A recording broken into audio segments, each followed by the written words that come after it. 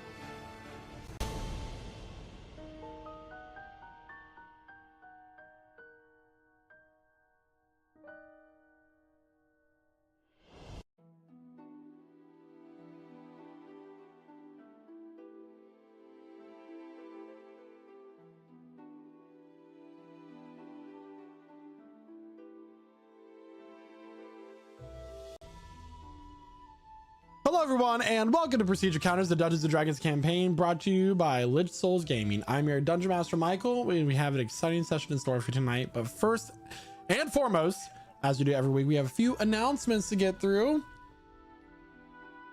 A lot of the music you'll be hearing tonight is brought to you by Midnight Syndicate. Midnight Syndicate is a music production group creating goth, horror, and fantasy RPG music that you'll be using at your tables at home. For more information, go to midnightsyndicate.com or use the command !midnight in our chat for a clickable link in the Twitch chat. You can watch your music videos on YouTube, listen to the music on Spotify, or even ask your Amazon Alexa device to play Midnight Syndicate right now. Well, I mean, watch our session first and then watch it after, listen to them Right, after, but, right. you know, Do those things, do those things. Quite. We also have artwork. Artwork was created by Jeremiah. Jeremiah is our resident artist here. He is also Ruzad in this campaign. All the character artwork has been made by him and colored by him.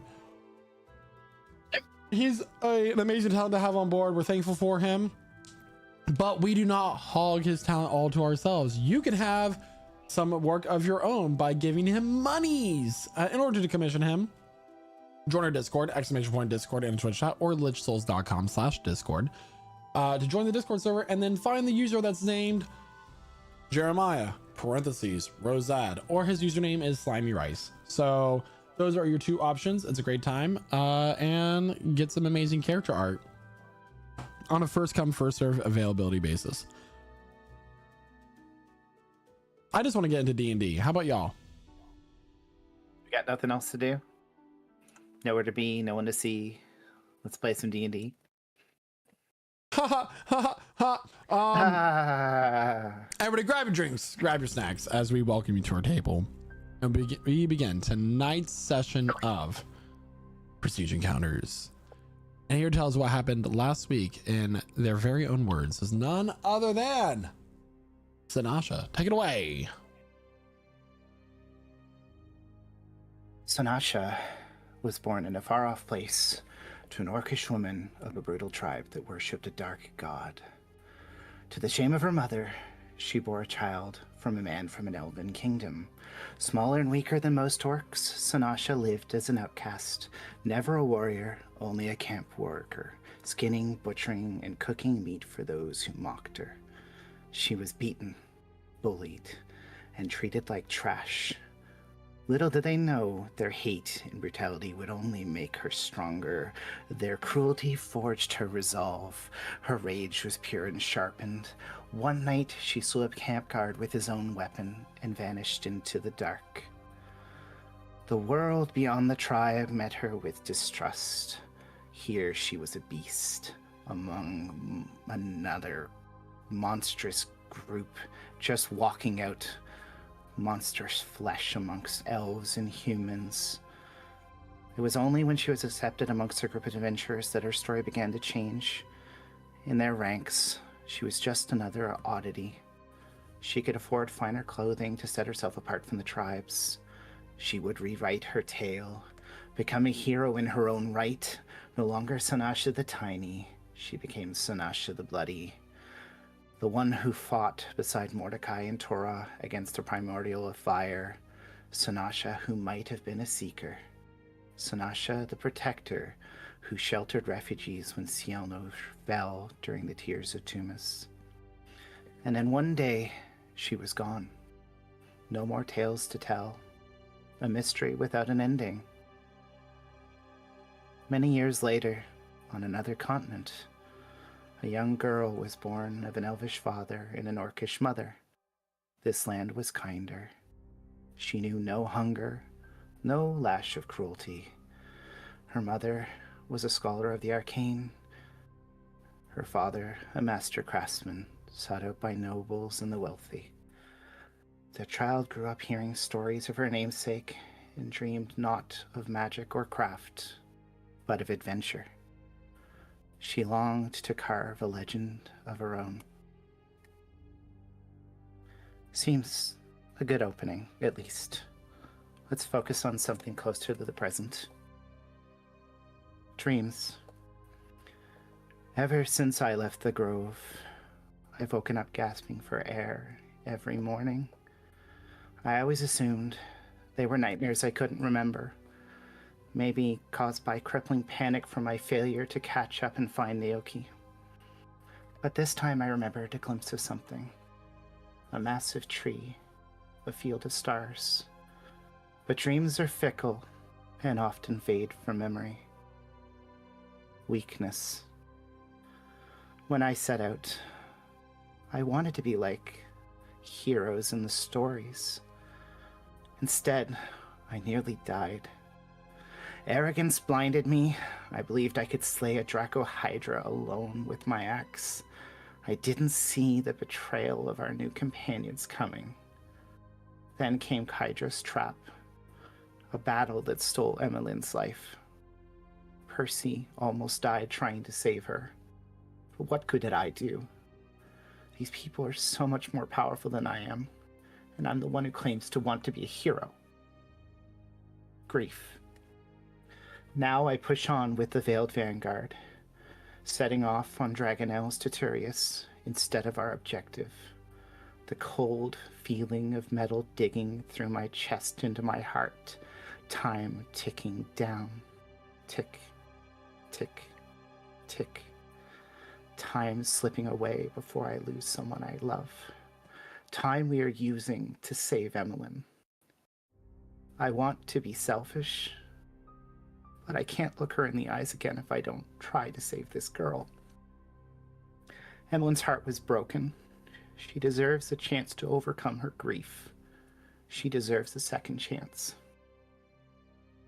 Faith. Renatus lives only to serve his goddesses. When I ask him what he wants for himself, he has nothing to say. The man needs to find his own destiny. Everyone has the right to write their own story. We stopped by a massive lake to rest our mounts. Nearby we spot a cabin. There we are greeted by Delphine. She freely shares food and shelter with strangers without a question. We learn she was once an adventurer before the Tears of Tumas, a worshipper of the goddess of war who abandoned her faith when her prayers fell on death's silence while trying to spare the lives of innocent children. Sword and shield hung up on her mantle. She now lives a peaceful life, the kind of life I have chosen to walk away from. She's choosing her own path, while Renatus blindly follows. Doubt. That night, Percy confessed his doubts to me. He believes we cannot go through with the heist. Of course he's right. This nation would suffer greatly if we choose to obey Contras. He wants us to find a way to break the pact. I want to agree with him. The needs of the many must outweigh the few. But the Vanguard is set on its course. Razad especially, I cannot trust him. The way he treats me for being from a wealthy family. It brings back the voices of the nobles who sneered at those from the south. The horrible words they say becoming my own. Sonasha, she faced hatred when she left her tribe. I need to find a way to trust Razad, so I don't repeat their sins. We set off to the skies again, time ticking down. Storm clouds are brewing. Are they only in my mind, or are they real? Tick, tick, tick.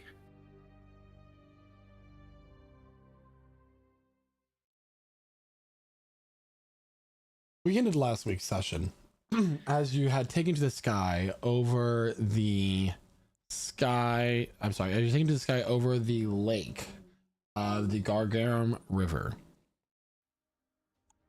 flying on your Dragonels to the city of Therese.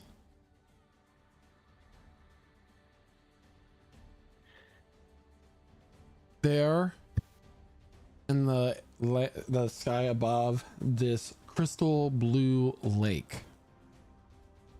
2 small cyclones have been hurtled towards you. We're gonna go ahead and give everybody a visual.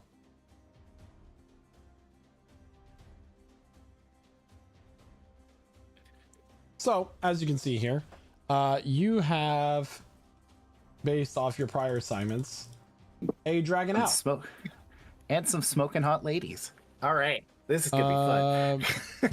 No. Give me a second. So you may go ahead and drag and drop your tokens with your dragon owl, and then you can group them. I see. Everybody has control over everyone's so dragon owl, tiny. so they are considered large creatures. So give me a second, and I actually will send them all to the back layer.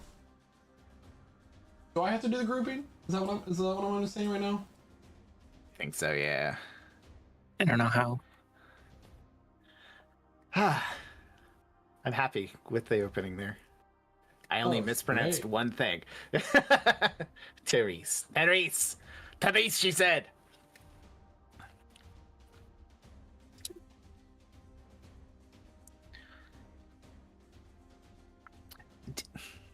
Did Sanasha end up with a green-colored Dragonelle because she's an orc? Yes. Rosad did with the red because he's a hobgoblin. Exactly. Honestly, it's actually appropriately because it's the Purple, because Naoki's clothes are purple. it's cosmetically yeah. Because of your purple flowers, duh. Pink. Yeah. I got pink. And you're pink because you are a massive explosion that I don't know, like Completely fireworks. unrelated to my heart. pink. It's the color of my heart. The color of your heart. I'm just gonna say, if the massive explosion was to die anywhere, it would be somewhere with the least casualties. Right. The city. Just a bunch of Oh. fish. Yeah. A bunch of well, fucking fish. I mean, Yeah, if you I'll blow her up I'll- over the city of Yeah, Cyrodiil, I'll we'll just jump in the water. the tree will be the only thing left standing, and then we'll just take the thing out, and then it won't matter. Okay, and y'all do me a favor real fast and try to move your tokens with your dragon owls. Yes, boss. Yeah. Amazing. you able to- Group Kevin with my Wonderful. Michael. Just me. I'm still 'cause separate. Can't Kevin fly on his own? True, yeah. Yeah, that's Cool. fine. That is Go ahead fine. and check that for me, Gee.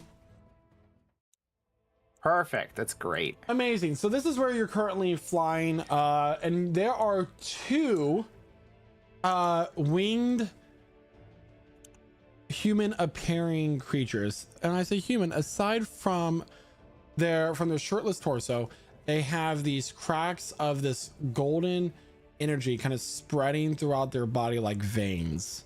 Their eyes are that of pure silver white in its color.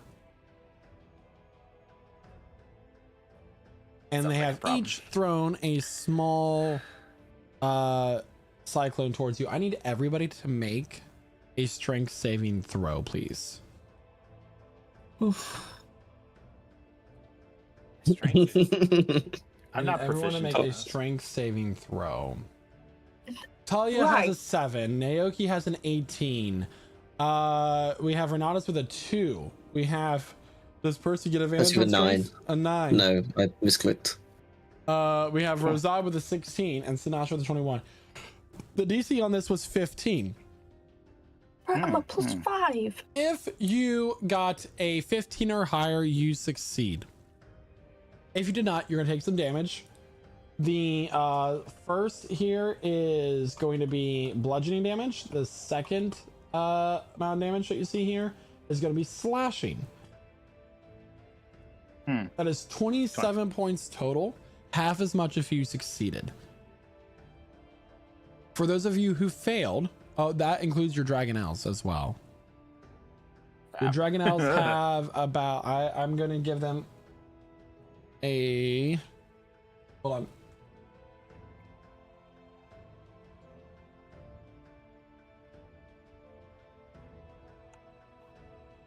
Did not mean to hit that.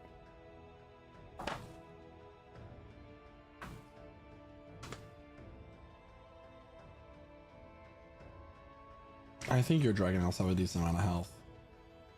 I think they were in the stat block you gave us at a base 60. Yeah. 60 HP.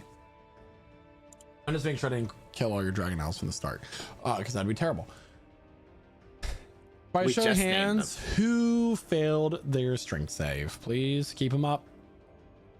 Who failed your strength save? Renatus Did you fail? and okay. So Talia, you and Kevin, by the way, is gone.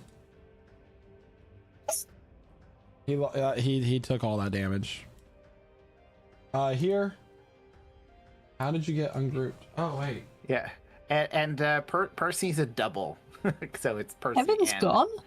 And he got exploded. How much hit points does How he much have? HP does he have? That's what I'm just double checking. Hit points. He has 40, I think. He has 40? Oh, 5 It's plus 5 5 times your- range level. 45. Alright, so he's not gone. He did just take. He needs to make a 27. strength save. Oh. So we take 13 points. Alright. If he succeeds, he would take 13. Right. So you guys get scattered throughout the area. And at this point, it is time to roll for initiative, please. I rolled a d20 and I got a 20. Cool. So he takes Plus- half as it's much. plus So 3. 13. He takes 13.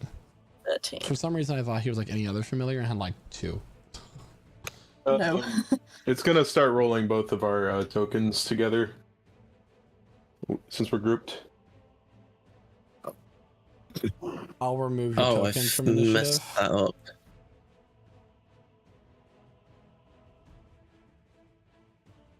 I assume the Dragonels are just moving with our initiative, right? Yeah.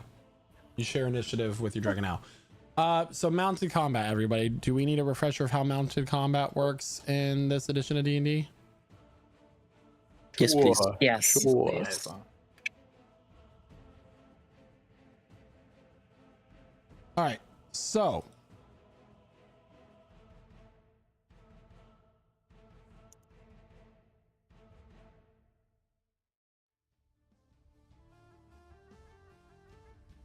you can control a mount only if it has been trained to accept a rider. Yours has been. The initiative of the control mount changes to match yours when you mount it. It moves on your turn as you direct it and only has the 3 options during that turn: dash, disengage, and dodge. A controlled mount can move and act even on the turn that you mount it.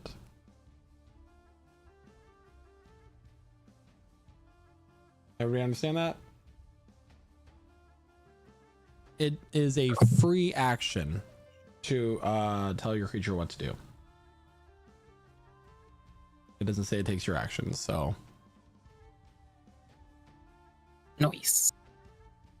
Okay. So let me go ahead and remove all their initiatives from the board. I am missing like everybody's or not. I did it through my character Interesting. sheet and got a 9 if you just want to add it as 9. Hold on. My Dragon. I also got a 9. Oh, it wasn't putting the Dragonel's initiative in. It was prioritizing the Dragonel as the token over us. Oh, I think it right. depends on who you had selected before you got like Yeah. connected to each other. Yeah. Yeah, I see that. Yeah, because Okay, yeah. I'm just missing Talia. We've learned something today. All right, Talia, can you go ahead and manually enter in your initiative, please? Yes. If that's showing up that I've done. Oh. Excuse me. What is it? Hello. There we I go. give you a 0. 9 out of 10. Perfect score. Boo. All right. Sorry about that slight hiccup. We're gonna go ahead and start initiative with Percy. Percy, you are up first. Take it away. Okay. I'm going to use my free action to tell the Dragonelle to dash. And then so I use its movement, correct? Yeah? Right. Your movement is Okay. not it has a flight of 60 feet, I believe. Yeah. So I'm just gonna get up right on top of this fang. And I guess I'm just gonna stab it with my dagger. Okay. For a 25 to hit. 25 will hit. Lovely. So that's going to be 8 damage. 7 piercing and 1 what's it called? Holy damage. That one. Radiant damage. Radiant damage, that's the one. Sorry guys, I forgot that. Holy damage. 1 point of radiant damage. Wow. Yep. Okay. Damage is damage though. So Yes, Percy, sir. kicking into the sides of his Dragonelle, launches towards this winged person and slashes with the dagger. This silver ichor comes out of the wound. It looks at you growling, and it has like a snarl face. It's angry. With that, it is now going to be Sinash's turn. Oh. Can I do my bonus action real quick? Well, yeah, but why would you pause so long? You started talking, what? I'm gonna healing word myself Okay. at first level. What do you expect? Fair.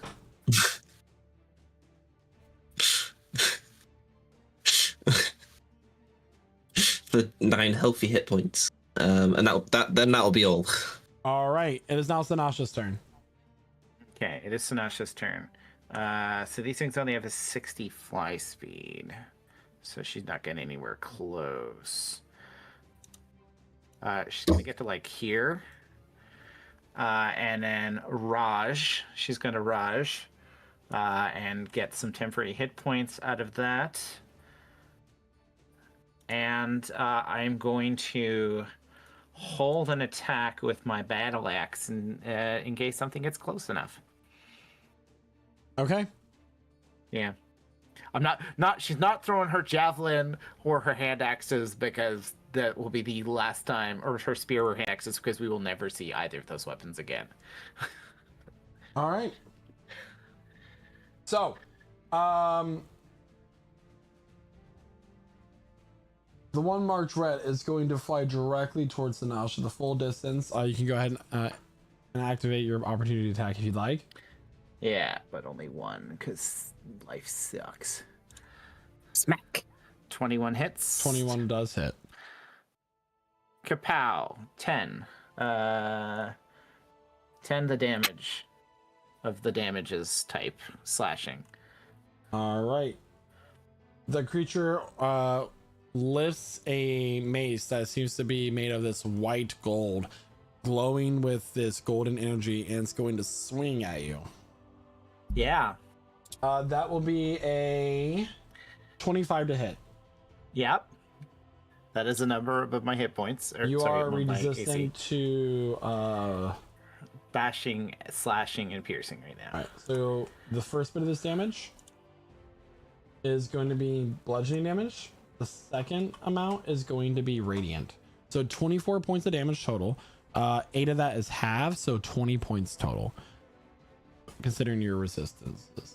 Okay. So 20 as it's saying, damage. as it gets closer, you notice that its wings look like as if they're made of feathers composed of glass. You can see through them; they're translucent. They kind of reflect the sky around them. And it swings down, and you just feel this like burn throughout your body as this radiant energy, this golden light, seeps into your body and seems to strengthen this blow somehow. With that, it is now Razad's turn. Renatus is on deck. These like feral angels. They look like angels? Make a nature check. Okay. Do that. On my way. 19. These definitely appear to be celestials, specifically devas. The lowest rank Divas. of angel. Okay, so they wear mech suits and explode, and they get their ults. Wah, wah, Who's this? wah, wah. Deva. Womp womp. All right, go take your turn there, Bag of holding. Rosad. Yeah, Bag of so, holding shifts as Valerie's body takes damage. whoa. Oh my lord. Hold on. Sorry. Remember, Running is on deck. So, Rosad will move. Really weird, but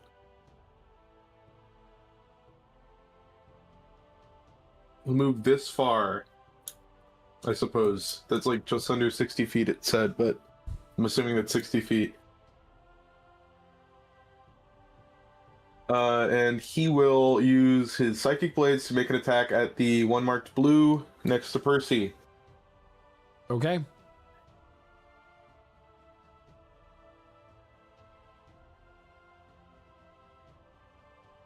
Okay. It is a 19. 19 will hit. Cool. And that will do 32 points of psychic damage. 32 points of psychic damage on the one marked blue as Rosad zips forward on his Dragonelle, throwing a psychic blade at this creature as it sinks deep into its shoulder, disappearing once upon impact. Go ahead. And then he will make an offhanded attack at advantage due to the Vex property for 17 to hit. 17 will just hit. All right. For an extra 1 psychic damage. All right. The next one just skids past and slices across its bicep. Once again, the silver ichor coming out of its wounds. All right. And with that, is now Renatus' turn. Talia is in the hole. Okay. Renatus is gonna fly up a bit closer. He's gonna bonus action Form of Dread. And then he's gonna use good old Eldritch Blast on the one marked red. Here we go.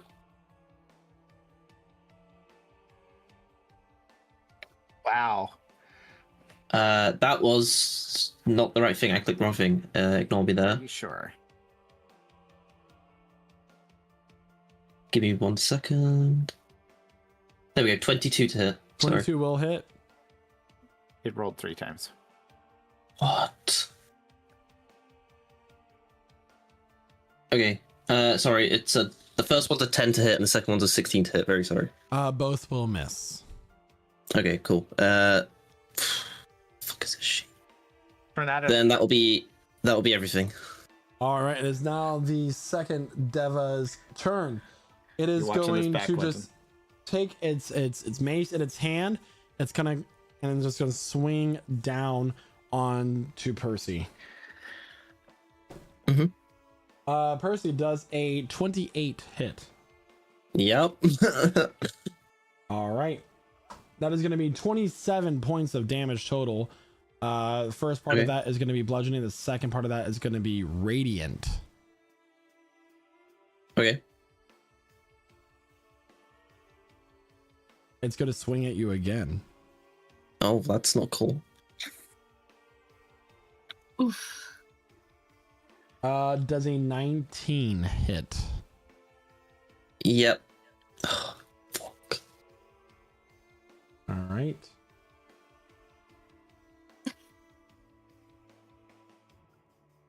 $24 points of damage. Yeah, I am down. With 2 hits of this holy mace, Percy goes unconscious. His Dragonelle, without commands, stays in its position. in the sky.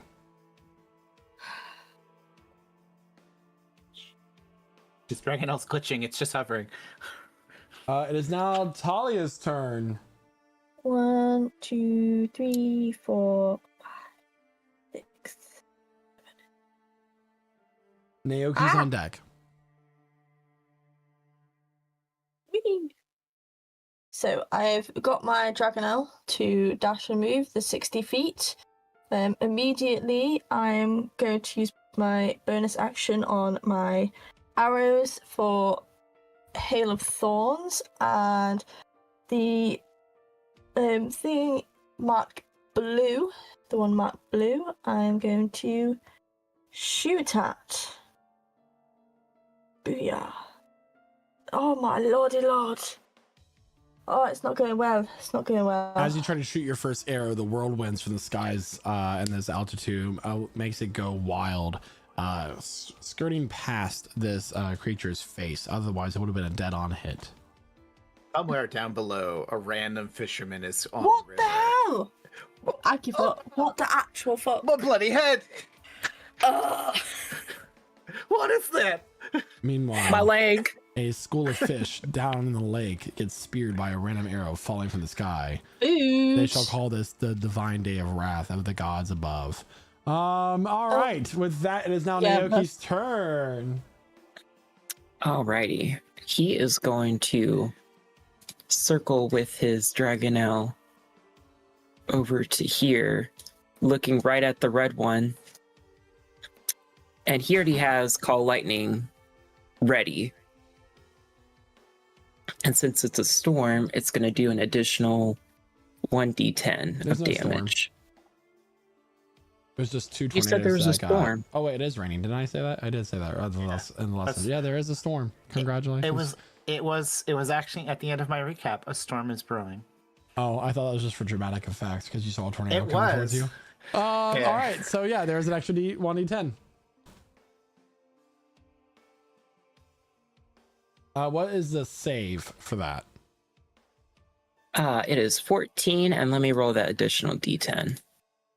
Deck save. Oh, All right. So this creature has magic resistance. It gets advantage on spells and magical effects. So it No, gets it doesn't. Why is that?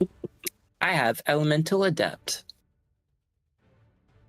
Your resistance is nothing. Oh, so that is resistance to the lightning damage, not the saving throw. So if it was resistance to lightning, it would only take 17 points. But that is a good thought. Resistance to damage, not to Right. So, which magic resistance is a misleading thing for like how it's described. So we get that. So that is going to be a 22. So it's going to take 17 points of damage, as it takes half. Correct, from Call Lightning.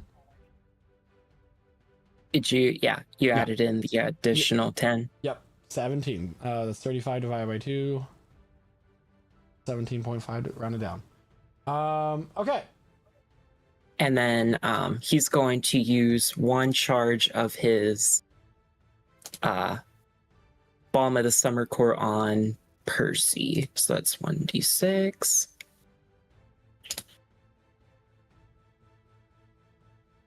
That's 1 plus an additional 1. Get up. And just in time, as this mace has come sliding into your side, ribs have cracked. You feel the breath begin to leave your body, and then suddenly the breath comes back to you, and you're back at it, and you see this silver-eyed creature standing over you with its glowing mace that is currently dripping with your blood. It is your turn now, Percy. What would you like to do? Okay. It's really rude of him. I'm Scream going as a to. free action.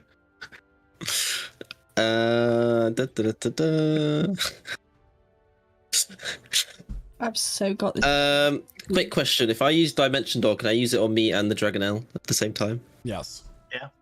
All right, I'm gonna do that. I'm gonna cast Dimension Door on me and the Dragonelle, and I'm going. One would hope you could the Dragonelle, otherwise you're teleporting to your death. I'm going all the way over there. I'll go there. I'll go there. Actually, I changed my mind. Sorry, I'm off there. It's like That's my. Are you sure? All right. So Uh, Percy, regaining his breath, he comes back to consciousness, looks up and sees this creature, and casts "Fuck this shit, I'm out." He literally. A rift of space opens up, and he and the Dragonel are sucked into it and reappear several tens of feet away. And now, is there anything else for your turn? Is that it? Yes, I'm gonna just do my bonus action to summon my clone behind me. All right, and that is a channel divinity, right? Yeah. All right, it is now Sinasha's turn. Razad, you are Sinasha on deck. I mean, sorry, in the does hole. indeed have a turn. So she's mounted on her Dragonale. So she's going to hit it with her axe again. Because I got nothing more clever than that in my game book. Natural 1. Natural 1. As you take your great axe and you swing, the creature very quickly takes its mace and deflects it away. Your grip on your axe goes, and it begins to fall to the light below. Okay. Are you serious right now? I got nothing better going than that axe. Can I disengage? Use your words. Can I disengage with my Dragonelle and go after that bitch? Yeah. I just want to note our Dragonelles have flyby. Okay, well, she's gonna dash straight down and pick up her axe, and I'll lose on Give me a my sleight of hand yeah. check. Yeah, okay. 16. You very quickly fly down, grab the axe, Yeah. and just that's very quick. Yeah. Yeah. Can I, with my bonus action, grab a strip of leather from one of her packs and tie the axe to her hand? Say yes. She's basically wrapping it around her fist to Your sleight of she's hand was basically high putting it- enough. I will include that with the roll. Lifting straps. Michael, think about it. Lifting straps. I That's put on what my it Wii is. strap. Hold on, guys. Okay. Those things take a while to wrap around a bar, but So- you know, whatever. I'm just gonna say I'm here in like how far down? Like 60 feet. It's fine. You can just be back to the normal level. You have enough flight speed to return back up. Okay, yeah. So it's just like back here. We don't need 3 dimensions right now. We only need 2. She's like, oh, well, every fight with Casimir was 3 dimensions. All right. Anything else for your turn? Is that it? That is all the things. Yeah, that was stressful. All right. So this one here, not liking that someone just tried to strike it with lightning, is going to fly towards Naoki. I need a strength saving throw, please. Is this? You know what it is. Yes, which is a magical effect. Oh. Yeah. It's a magical effect. Sure. I mean, it's 12 with advantage. Well, that fails. So that is teleported next to Sinasha. Oh. And it has 0 movement. So as it begins to fly towards Naoki, anger in its eyes, these massive tree roots open through a rift and grab it. As it tries to fight against the strain, it gets pulled back through this rift, reappears next to Sinasha, who is then going to take a mace. Yeah. I know what I'm doing. Sinasha does a 13 hit. Nope. Does an 11 hit. Nope. With being restrained by these druids, is struggling to swing this mace, is unable to, and Sinasha quickly is able to deflect these feeble attempts to swing at her form. And with that, it's now Rozad's turn. Renatus on deck. Wonderful, wonderful. Razad is going to move a little bit this way, I guess. And he's going to make a Psychic Blaze attack at the one marked blue again. All right. So with advantage due to the Vex property. which is a 24 to hit 24 will hit. for 21 points of psychic damage. All right, on the one marked blue. Yes. Nice. All right. And then he will use his bonus action for an offhanded attack. So offhanded because it's quite rude. All right, 19 19 will hit. for another 1 psychic damage. Yes, excellent. One psychic damage. Okay. Yeah, that's it. Beautiful. All right, it's now Renatus' turn. Okay, Renatus is gonna move here, and on the red one, he's gonna cast Hex. So you curse a creature. This is a bonus action. You curse a creature you can see within the range. You get to do 1 extra d6 of necrotic damage whenever you hit, and it has disadvantage on ability checks that I choose, and I'm gonna choose Dex, so it has disadvantage on Dex saves. And then I'm going to shoot it with an Eldritch Blast. It's just an effect. No, sir. It's just, you get it. I can just put it in there. Coolio. Okay. And then I'm going to attack with good old Eldritch Blast as my action. So number uno is 26 to hit. Hits. Cool, so it's going to do 1d10 plus 1d6 necrotic. So just manually That is rolling 14. Yeah, 14 damage together. Alright. 9 force, 5 necrotic. Does it seem to resist the necrotic at all? I'm sorry, I just need to clarify here. Are you able to do Hex and Eldritch Blast in the same turn? Yeah, because Hex is an action, and then Eldritch Blast is a cantrip. Okay. And then my second Super strong. Eldritch Blast, best spell in the game, is a natural 20. Alright, yeah. 28.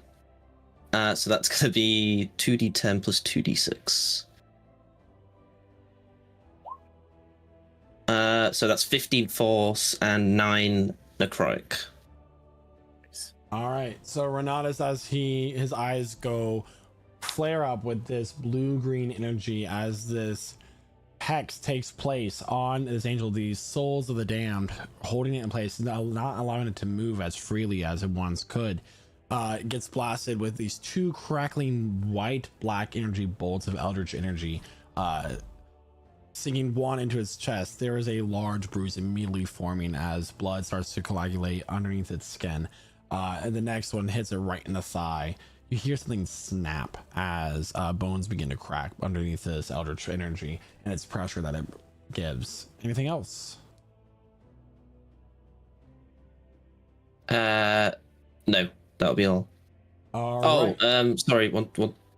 No, I'll do it next turn. Sorry, ignore me. Okay. Ignore This me. one, unhappy that its quarry got away from it. It is going to go to Talia next. It's going to swing its mace. Talia does a 14 hit. No. Put Does Talia in a a bubble. 23 hit. Unfortunately. All right. This mace comes swinging to the side, so hits you at your side, dealing 18 points of damage total. A sharp pain spreads through your body, originating at its source. Cannot believe you. And with that, it is now Talia's turn. Naoki's on deck. Timed. Oh, and I don't even need to move towards it. Let's just hope that you hit this time. Yeah, let's fully hope that this is a thing. I'm trying again with my longbow. Well. Oh my god! You're channeling Renatus' energy. 25. 25 will hit. Okie dokie. Right. Right. So, that is a 13 piercing damage. 8 And I need it to make a dexterity saving throw, please. You do have sharpshooter, right? Yes. Okay. A dexterity saving throw? Mm-hmm. Is this Has against a magical disadvantage effect? on those.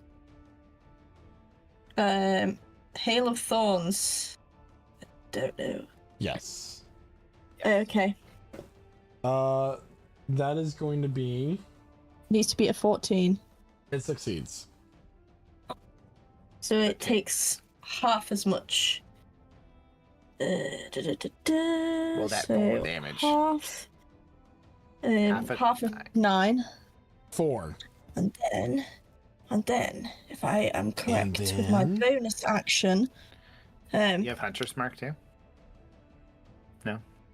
yeah, but I was told Gee, it wouldn't work because it's concentration for the Hail of Right, Thorns. yeah, So I, right. You can't do both. Hmm. Even though you should. Thank you, And Gee. Wizards I of had the Coast of idea. I Listen, wanted it to. is a- I wanted It is to. a class feature. It should not require concentration. That's all I gotta say. Everyone in the world said it a year and a half ago. but I'm gonna get Kevin as my bonus action to bite it. Bite. Okay.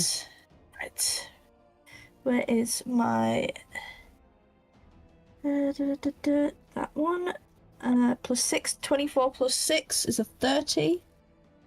30 If hits. I've done that right. Mm-hmm. And then I get 1d6 plus 3 of 6. And then if I am correct with Magic Fang, it deals an extra 1d6 of fire damage. Okay. Oh, another 6. So that's 12 from both of them altogether. All right. So, as you've tried to shoot your first arrow, once again, it just skids off this creature and whatever dexterity it has. But the next one shoots, goes right into the lower left abdomen, sinking deep. While it's distracted by this wound, Kevin swoops in for a bite, biting into its wrist, kind of pulling its arm away with these embers seeping from his mouth as it does so, charring the flesh with the bite as well. And with that, it's going to be Naoki's turn.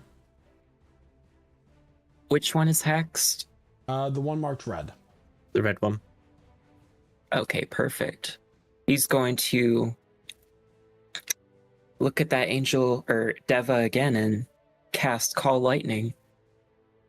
That's a Dex 14 to save. Okay, so it's going to be a straight roll then. That is going to be a 12. Fails. All Nice. right. So make sure you roll your additional d10. So it's That 19 points total.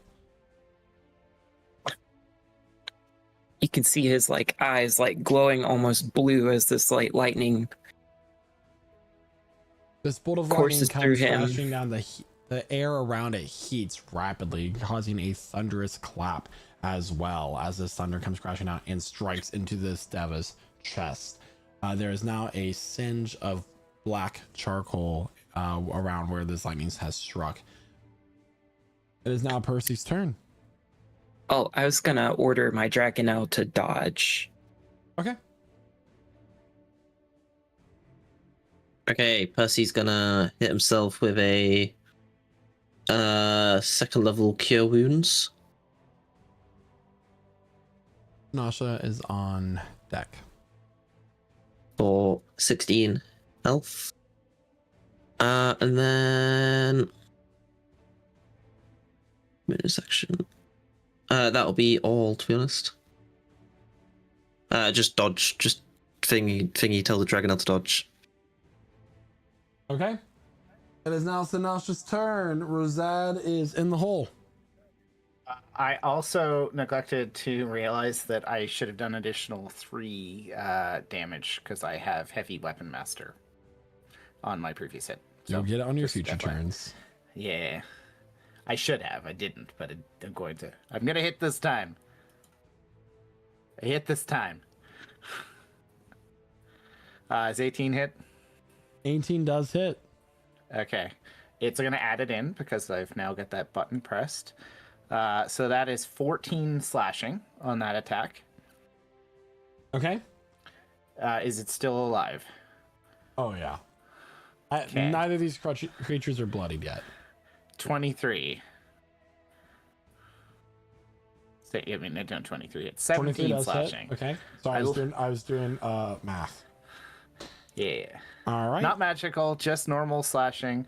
And I don't really have anything else I can do as a bonus action, so we'll just let her do that thing, and she'll keep engaging this creature. Rage fueling Sinasha strikes as she swings down with the axe. The axe slices across the torso of this Deva. Ichor sprays. You come back up and you swing it down again, sinking deep into the shoulder. The creature lets out a gurgled scream as this is painful. It's quite a bit of damage in that turn, and just looks at you with greater fury in its eyes. With that, it is actually now its turn. It is going to use a bonus action to heal itself. I don't like you right now. That is going to be 17 points of healing as the wound deep in its shoulder begins to stitch and close. I cast testicular torsion. I cast mend butt crack. With that, it is so it's good, and for its action it gets its 2 mace attacks. Sure. Sure. The first one is going to be a 10 to hit. Nope. The second one is going to be a 15 to hit. Nope. All right. It is starting to draw its breath. It's exhausted. It's struggling to breathe. It's taking quite a bit of damage. Not that the healing put it past back up above past this bloody point. However, with its rage is swinging wild, Sinasha able to deflect its blows. And with that, it is now Rosada's turn. Renatus is on deck.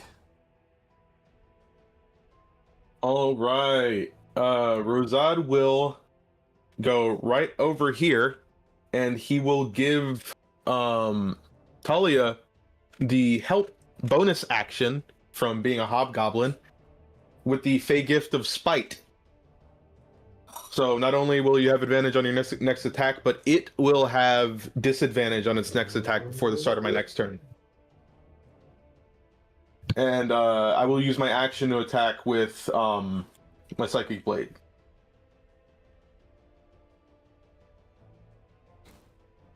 That is a 24. 24 will hit. For 18 points of psychic damage. All right. And that will be my turn. I'm gonna do this math real fast. The one marked blue is currently bloodied. As Razad attacks it with this psychic damage. As the blade lands in the body, it does not leave any visible wound on its feature. However, blood starts to trickle out of the eyes, out of the ears, out of the nose, from this psychic damage that is starting to rack this creature after blow after blow after blow that Rosad has given it. And with that, it's now Renatus' turn. Okay, so oh my god, I'm on the wrong bit. Renatus is gonna fly up next to the red one. He's gonna bonus action manifest echo behind him. So he's got the echo behind him, and then using his sword, he's gonna swing at this thing.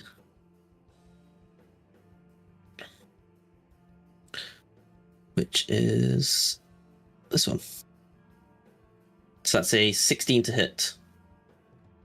16 will just miss. Just miss. Okay, cool. He's going to take the second attack, which is a 24 that time. 24 will hit. Lovely. So that's that damage. So 12 slashing plus 2 necrotic from Hex, and then with where is it? Form of Dread. Form of Dread. Here we go. Once during each of your turns, when you hit a creature with an attack roll, you can force it to make a Wisdom saving throw. If the saving throw fails, the target is frightened until the end of your next turn. If you can do that, please. This is a magical effect, so it does have. What does it say? The DC is 18. It is It's with 15. advantage because it's a magical effect. Okay, Roll cool. a natural 18 plus whatever is bonus. What a nerd. A And natural then- 13 and a natural 18. I'm gonna do Unleash Incarnation from the Echo, which is behind me. So that is another attack for a 17 to hit. 17 will just hit. So that is 8 slashing and 1 necrotic. Then On the one marked red, right? red, yes. All right, thank you so much. And then I'm gonna action surge. Woo! Oh my god. And I'm gonna do that all again. So 3 attacks. No, 2 attacks. Sorry. Here we go. So the first one's a 24, 24 will hit. and the second one is a 25. Cool. All right. Best Renatus has rolled in a long time. So that's 19 slashing and 9 necrotic from both of them. Okay. I think. Oh, and I can unleash incantation as well, because it's whenever I take the attack action, which I just did, so I'm going to do that as well. Okay. For a natural 1 from the Echo. Whoop whoop. We love that. That is finally everything for Renatus' Echo turn. stabs itself. Oh, okay. So Renatus unleashing his echo, this masked ghostly figure appearing behind the Deva, starts to unleash blow the echoing. The echo echoing his blows as he does so. Does a swing with this executioner's blade. This creature is bleeding, silver ichor running down its legs, its wounds. That it is breathing heavily. It is hurt. The other one, seeing its ally injured, lets out a cry, a scream that slices through the storm. They yell, "Stormbringer, give me this blessing," as a lightning bolt shoots out from its mace. I need Rosad, I need Kevin, I need Naoki, and Renatus all to make dex saves, please. Is it still Okay. hexed? Kevin That's on me. not the hex one. The one marked red is. Dex save. 10-ish. I will give a symbol on the one marked red so we can keep track that it is the hexed one. There it is. 26. The DC is 15. The echo is also included in this, so I think it just disappears. It's got 1 hit point, so it will disappear, yes. I'm gonna use... you roll a d6 with the FC. When you make an ability check... Oh, no, never mind, I'm not gonna do that. Ignore me. 30 points of lightning damage if you failed your dexterity save. I am going to use How my much was the DC? Leap aside. 15. I'm gonna use absorb elements. That is the lowest I've rolled on a deck save in a minute. I have mounted combatants. I I'm take gonna half use Leap because- aside. Booyah! Take no That's damage. Yeah, I get like 15. That Youch. also goes to your mounts. And they had 6. How much was this, sorry? 30 Hey. points of lightning damage. Okay. Oh yeah, I take nothing. So that's rough. It wasn't Talia, it was Kevin. Oh, is it Kevin? Kevin is in the space there. That's right. It casts it diagonally up, like through the square that like would connect Naoki, Renatus, Rosada, and Kevin. So Talia is not taking this. Oh, right. How do I do So that? you would need to re-roll a dex save using Kevin's stat block.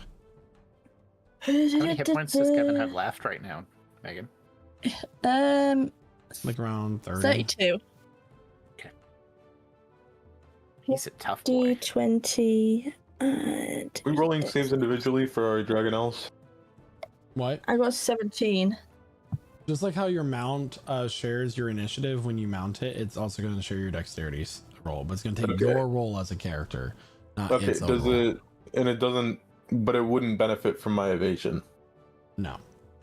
Okay. Kevin got 17. Okay, so he succeeds. He takes 15 points of lightning damage. Okay. Oh, maths. So that it will ends this dev's turn as this lightning bolt strikes out, landing on several of you. Some of you taking less damage than others. Some of you taking more damage than others. Poor Kevin. And with that, it is now Talia's turn. Naoki, on deck. Yeah, using my longbow again, but I get spiked. Let's hope this is actually better, please. Yeah! Yeah, that literally helped.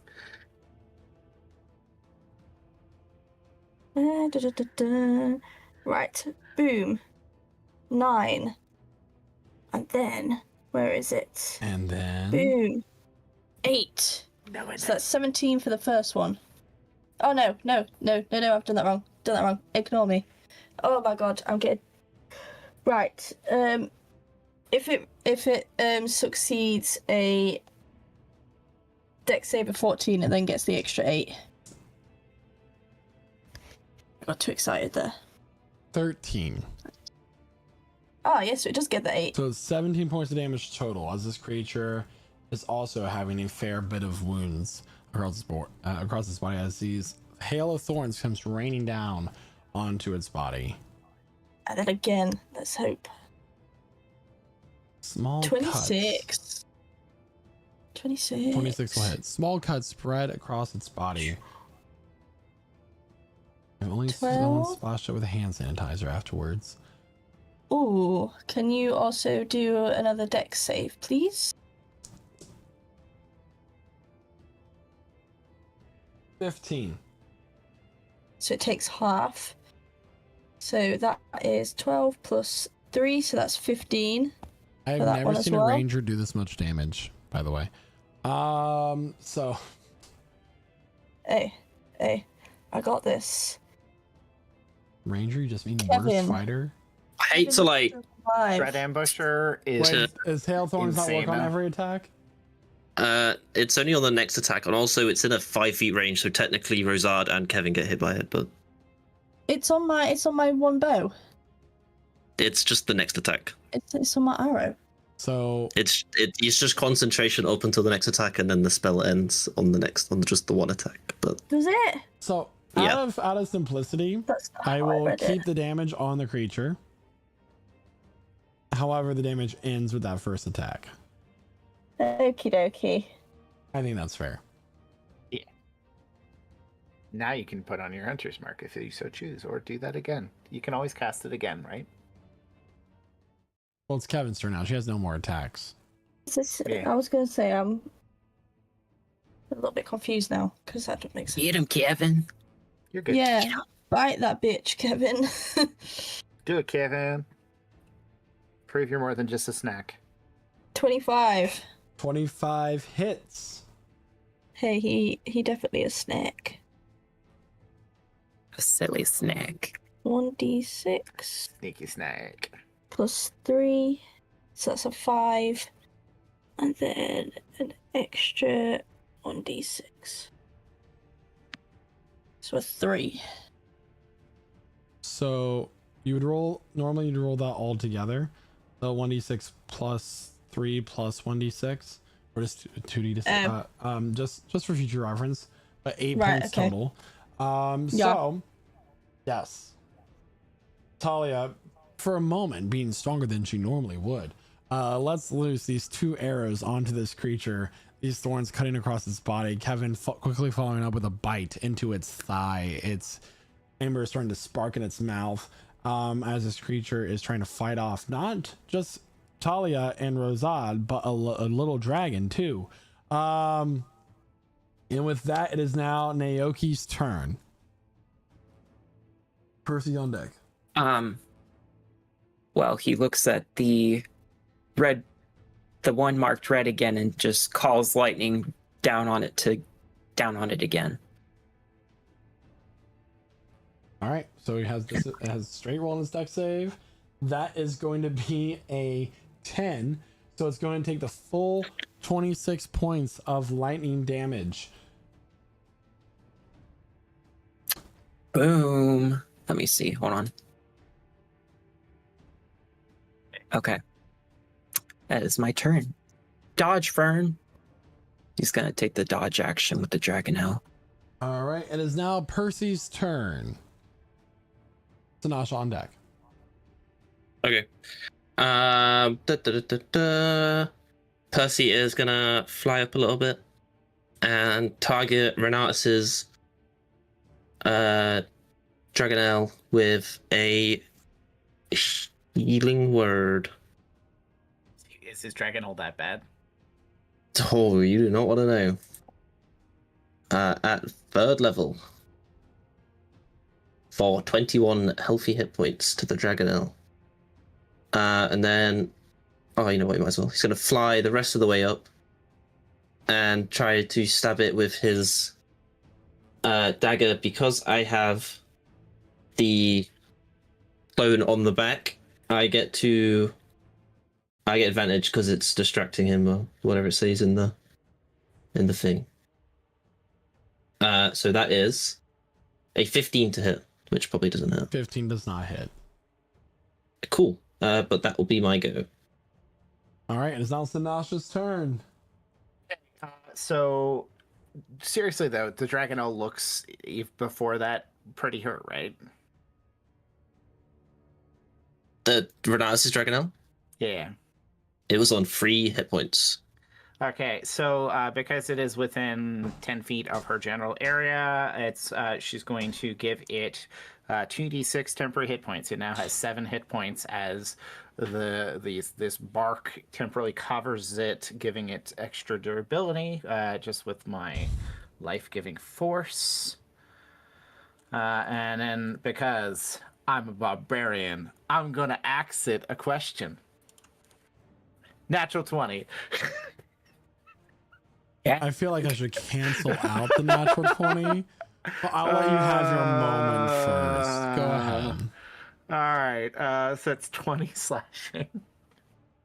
Mm-hmm. And then as a retort, I will hit it again. 25. And 16 slashing. So that's 36 slashing altogether. She gets some brutal hits on this Deva. Is that your turn? Yeah. All right. So Sinasha, summoning the power of the World Tree to envelop Renatus's Dragonelle in this arcane bark, allowing it to have some extra protection from these Deva's attacks. She takes her axe, she swings it wide, it sinks deep into the side of this Deva. She rips the axe free, ichor sprained, and a stream past as she swings it back upward, the ichor falling to the lake below. And she takes it, sinks it deep right into the skull of this Deva. A gurgled scream is cut short. I'll try my best.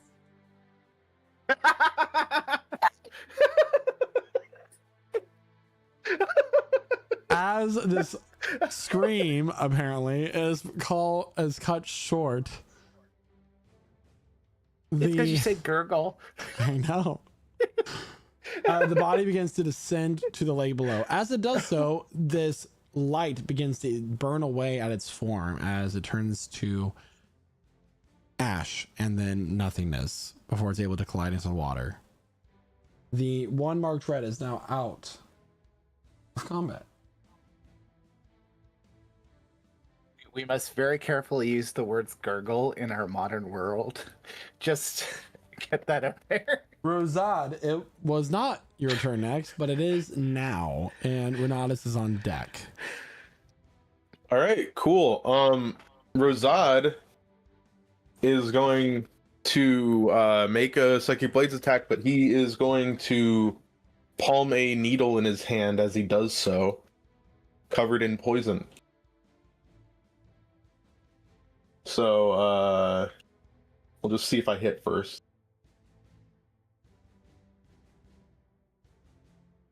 It's a 23. 23 will hit. All right, and I'm sacrificing. Let me see. I think it's 1. Yeah. Sacrificing 1d6 of my sneak attack. So I'm gonna do a total of 12 points of psychic damage there. Okay. And it needs to make a Constitution saving throw, and this is not technically a magical effect.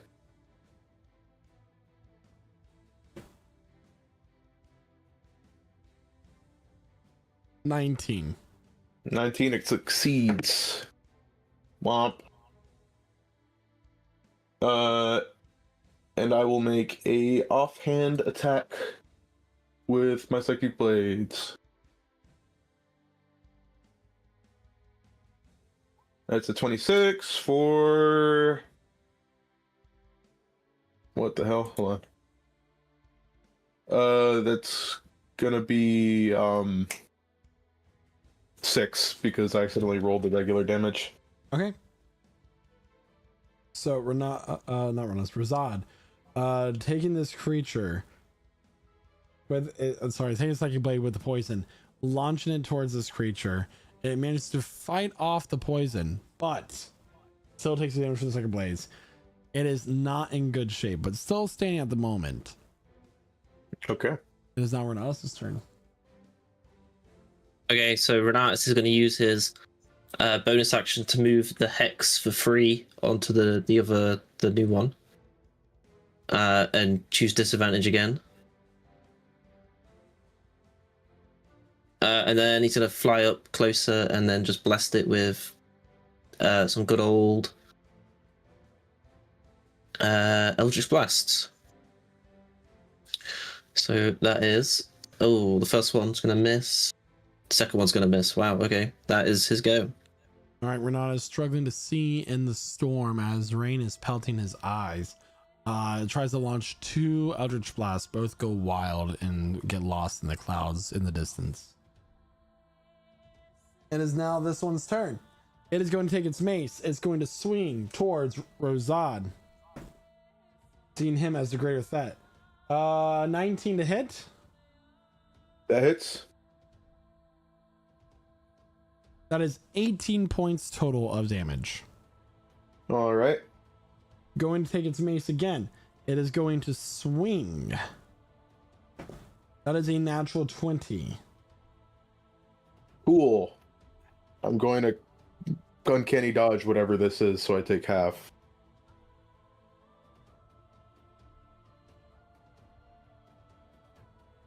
That is 53 divided by 2 is 26. Cool. I'm still up. All right. This creature is starting to lash out wildly. Its wings are battered and bruised. It is bleeding from many different places. All of these tiny little cuts across its body. It is now Talia's turn. Right. So I guess I won't be as powerful as I was.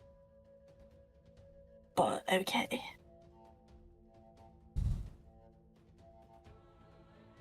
Right, so where was it? I have something. I can't find where it was. Mounted strike. I have advantage on attack rolls. So I'm gonna do that again and hope for the best. Because it's not going well. Oh my god. God damn it. Oh my god. Right. Second attack. Let's hope this is better. Yay! Yay! I'm gonna see what it was if it. Yeah. Boom. 6 damage from my longbow. Dun, dun, dun, dun, dun, dun. Now it's Kevin's turn. Nom nom nom nom. Right. So it is that one. That plus 6. 22, if I've added that maths correct. 16 plus 6 is 22, right? That is correct. Very good maths. Right. Yes, I'm on the spot. And then you said do 2d6 for it. Plus 3. So that is an 8. It didn't go as well as last time, but it's still doing it. Damage is We'll damage. take it. All right, so Talia is struggling to keep her bow steady in this storm. Misses her first shot. Barely goes past Percy's head. Just missing him. The second one finds its mark. Sinks into the stomach of this creature at point blank range. While Kevin grabs it by the ankle and starts to yank on it, burning as it does so. It's like a And dog toy. Naoki, it is your turn. All right, he's going to look at the blue one, pointing his umbrella at that one. Once again, casting Call Lightning down onto this thing.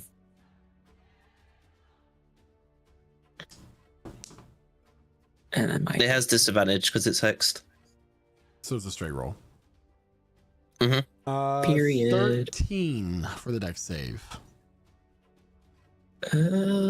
Just misses. Just misses I'm sorry, saving. what's your save? It's 14. Okay. So it'll be a 28 points of lightning damage. Naoki, how do you want to do this? Oh, really? I get to do this? Whoa! Well, yeah, how do you want to do it? Well, you see his eyes just like glowing like a very bright, almost like ice blue. As you see like the electricity like crackle from his umbrella, he actually like lifts it up and then like jumps up and then points his umbrella down and shoots it directly from his umbrella onto the thing. Like And then flights down gracefully. like the roots of a tree, the lightning spreads through the body of this devil. You see nothing but the silhouette with the highlighted veins as the lightning courses through its body. As the lightning fades, just as quickly as it came, it disappears. And there's nothing but golden sparks left behind. And that's where we're going to end combat.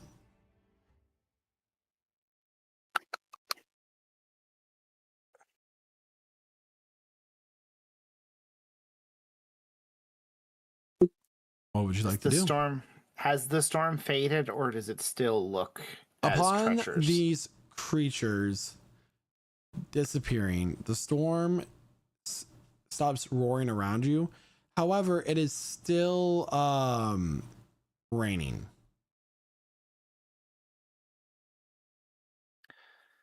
We've been traveling for about half a day, or have we just started? I think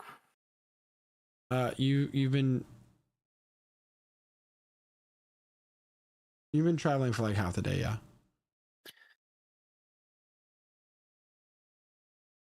Sanasha is going to turn her Dragonelle, try to find the direction they were facing in all the chaos. Because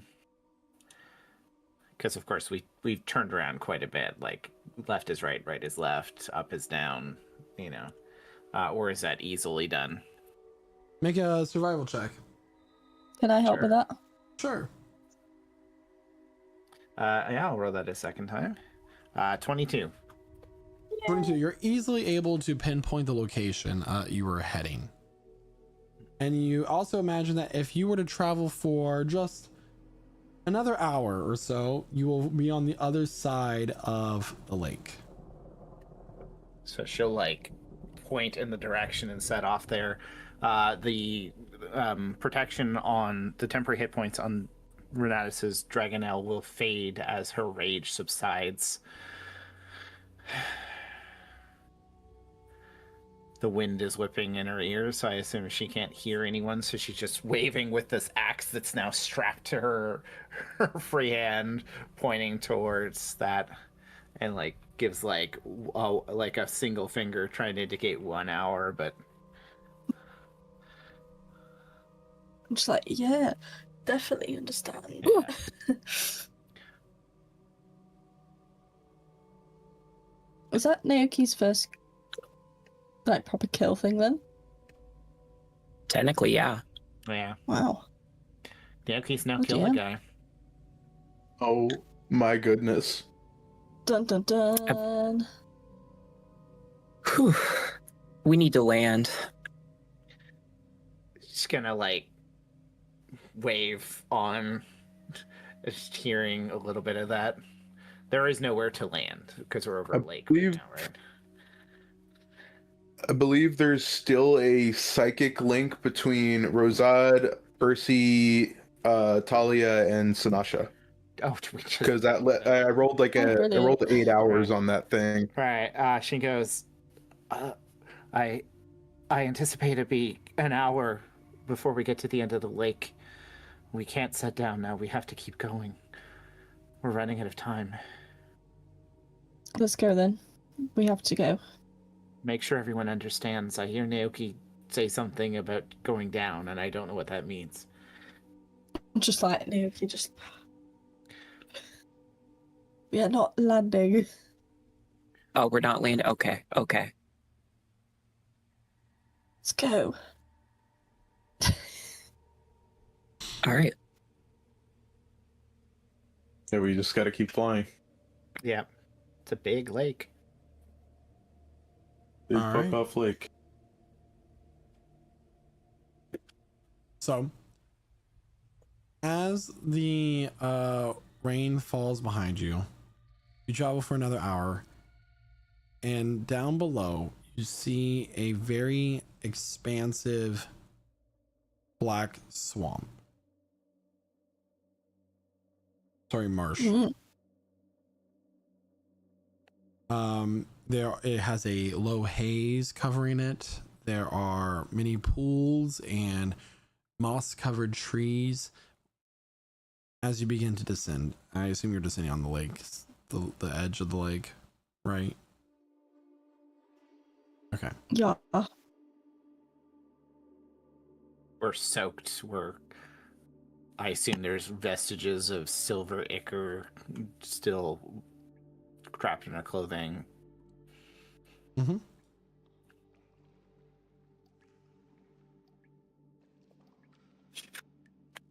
Okay.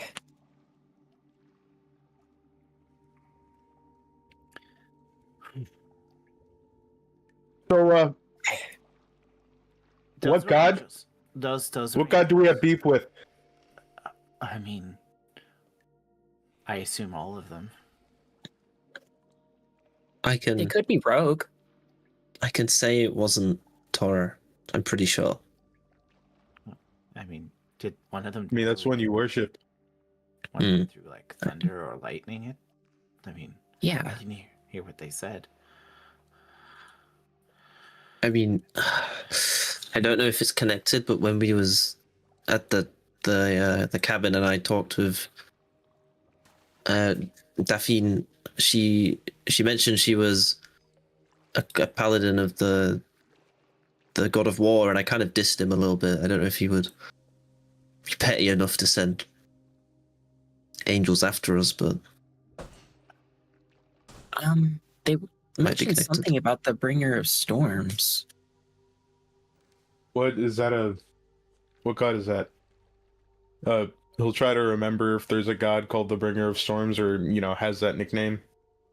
Make a religion check. Percy will help with that, I guess. Could he help him, or would he just make his own? Uh, I don't know. I assumed so if you. since you're on their ass and he said he's the one helping, you get advantage. Okay. Yeah. Cool. He's helping you read the Bible. That's a 12. 12. There's really only one god that is associated with storms directly. There's no direct like storm god, right? But the god of freedom, winds, and rain is Ruar. We've met Ruar in the last campaign. We did in the last campaign, yes. He's Yeah. also the son of Sealnor. Hmm. Did we do something to piss off that god Ruar? I haven't. Percy? What? I don't. I don't know if you did before. I mean, maybe you were. No, I don't believe so. I mean, I can. When we rest late tonight, I'll try to contact Tora, see what he says. He seems to be more capable of communicating. I don't know if that's. I don't really know what that means, but Does Tora have a beef with Sealdor? It's Silnor. Well, and Ruar Uh, are Sealnor's son, so I mean, do they have some? I mean, cause to- from what I know, Tora is one of the new gods. So if that he ascended during the Tears of Tubase. So You think maybe it just has to do with the fact that we were flying over a big body of water, maybe blessed by him or something like that? I don't know. Sounds like the type of thing a god would do. maybe the gods have caught wind of what we're doing. Oh yeah, wind. How would they? How would they know? How does Contras know anything? True. They're gods. Okay. Fair point. How did Kydro know that we were in a cave like that? How did... I mean, it was his cave. well, it was a terrible cave. Yeah, so if this is his area, then he might know. But If people are passing through. who knows? Why would he attack them? I don't know. Maybe they're guarding something in the lake. Maybe they're trying to protect this nation from falling because we take away its protection from the demons and the horrible things that are being kept out. I think there might be something at the bottom of the lake. I think Naoki's probably right. God, I'm not trying to take a dive though. I mean, I can swim, but I don't really feel like it right now. We I want. feel like we should find out if there's something at the bottom of the lake before we go diving. I feel like we should get to Turris, save Emmeline, and then decide what we're going to do from there. Yeah, Of course. yep. Emmeline is our priority right now. Are we gonna like rest here, or are we gonna keep going? What time is it? Yeah. It's midday. I mean, let's take a short rest and feed our mounts and make our way. How far do we think it is to get to Turius? Who has the map? Tali has the map. Do I? Probably. We gave the She's map the to map. the walking bomb. Oh yeah, you were leading. So Right, that's fine. I will have a look at the map. Yes, we are Dungeon Master. this far away. Make a survival Getting check. green. Can Sanash out? Yes. Okay. You do that thing. My first one. Advantage. Roll it Oh again. my. Yay! that's better. 18. You are roughly half a day away from Therese. So We are roughly half a day away. So My skills. excellent. And then we should make it there by the end of the day when it's dark. All right. We can take Okay. a short rest. Somebody doesn't mind keeping an eye on Dart for a couple minutes. I got to piss wicked, so I'm going to go behind that rock over there. Okay. Okie dokie. Enjoy. My clothes dry. I'll look after Dart, I guess. Let my clothes dry, and he just like takes this off out. his like robe. Down, down, down. We just hear the sound of rain pick up really quite a bit. So, you all may mark your character sheets for a short rest. Yeah. What do we do with our dragon elves on a short rest, or do they not get magical healing like us? Well, I Do mean, they- they don't have hit die. Yeah. Yeah, they do. Do they? Yeah, they have a listed amount of hit die. Cool. You may use those.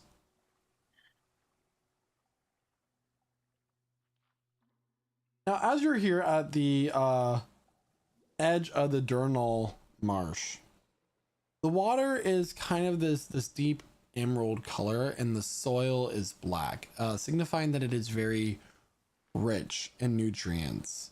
The trees are mostly willow trees or trees similar to them, with this thick hanging gray moss that seems to cover everything. There's the air itself is clouds of insects. You hear the croak of frogs in the distance. Crickets can be heard singing throughout the very gray and fog covered area about you. Every now and then you see the gurgle and bubble of some sort of gas being released beneath the water that is like this murky, and some parts of it are much like thicker yet still viscous soil that bubbles here and there.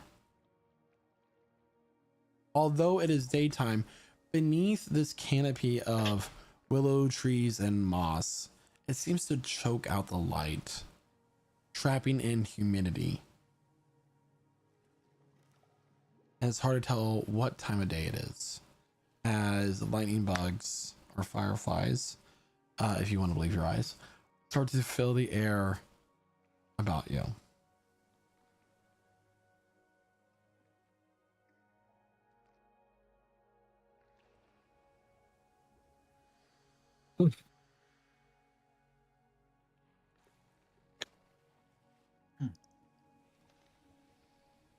So, let's get going, shall we? Is Razad back? Yeah, Sorry, you're very stealthy. I know.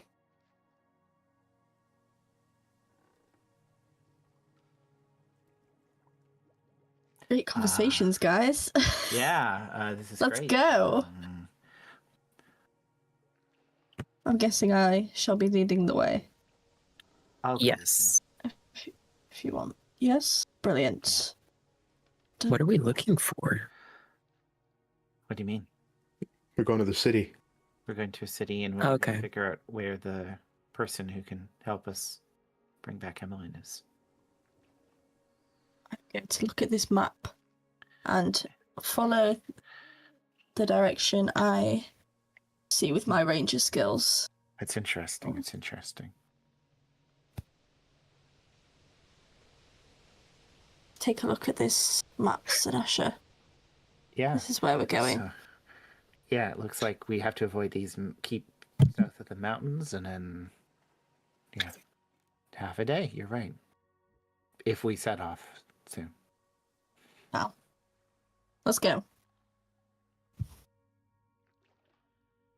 So taking back to the skies. Flying to the skies. Yep.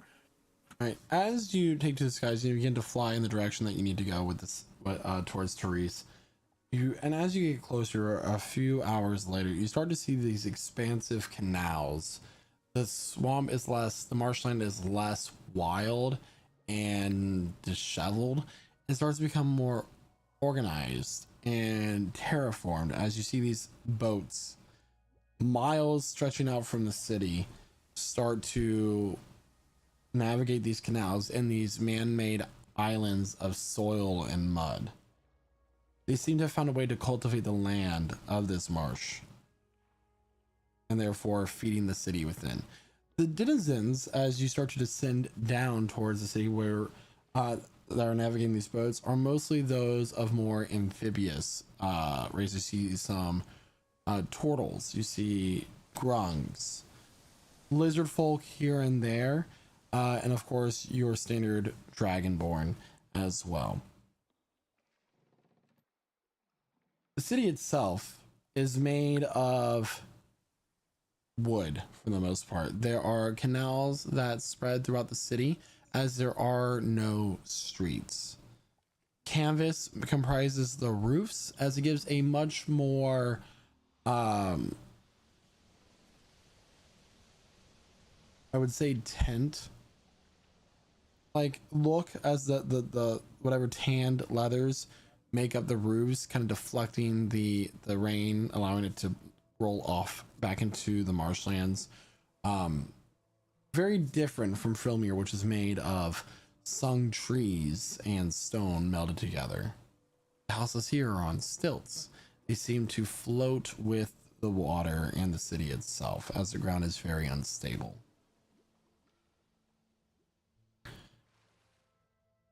You get a message in your mind, Talia, as you're kind of leading the way, saying, "Please descend and check into the gate." Guys, well, something in my head just told me we need to descend and checking at the gate. Talia, where you? I'm guessing we just have to be let in. Talia, I think it's been past the 8 hours. You're Oh, putting okay. your fingers against Sorry, your guys. Your Sorry, temples. guys. That's quite enough where you can hear each other. It's fine. Guys, we need to descend. You All have right. descendants? The party descends to the city gates, which is kind of this floating dock on both sides of a canal that's been put throughout. And you notice that the gate itself, if need be, as you approach it, is a net made of chains that can be pulled and taut, preventing entryway into the gate. There are 2 grung guards holding spears that have a number of feathers right below the blade on the shaft as you descend down and land on this large dock. One that has blue with these black spots walks up to you. Its large, completely pitch black eyes looking at you. "Hello. And sorry for making you descend so suddenly, but it's time for all of you to check in as it is nightfall. Yep. Fee Will for do. entering the city How much? is 4 silver a person. Oh, How much okay. is that altogether? Okay. 4 silver a person. I see 6 people. 24 silver. I don't have Passes him- change. Passes him 3 gold. Oh, you could have done 2 gold and I have the 4 silver. Contribution is appreciated to the city. Of course. Will you need stabling for your mounts? That'd be Yes. nice. Yes. Very well. Ribbit.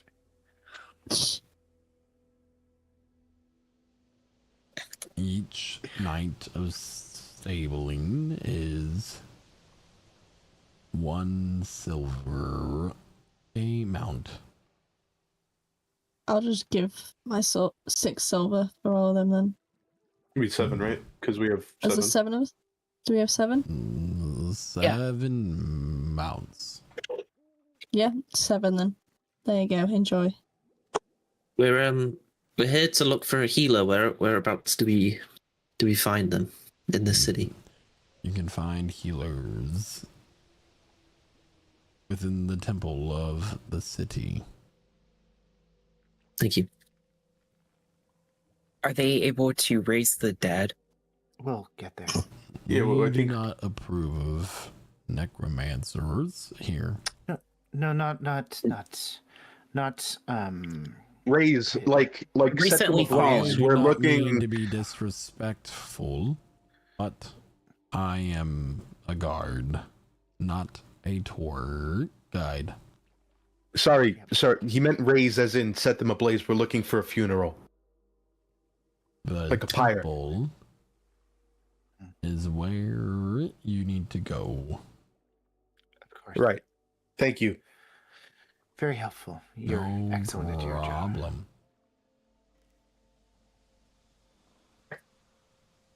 I guess we gotta find this temple. Yep. Let's. Well, I mean, it's late. The temple might be closed, so we might have to find accommodations and check in the morning. But let's see if they're a 24-hour operation first. Brilliant. Am I think checking my map again? Emlyn might appreciate a welcoming, Oh. dark mausoleum environment.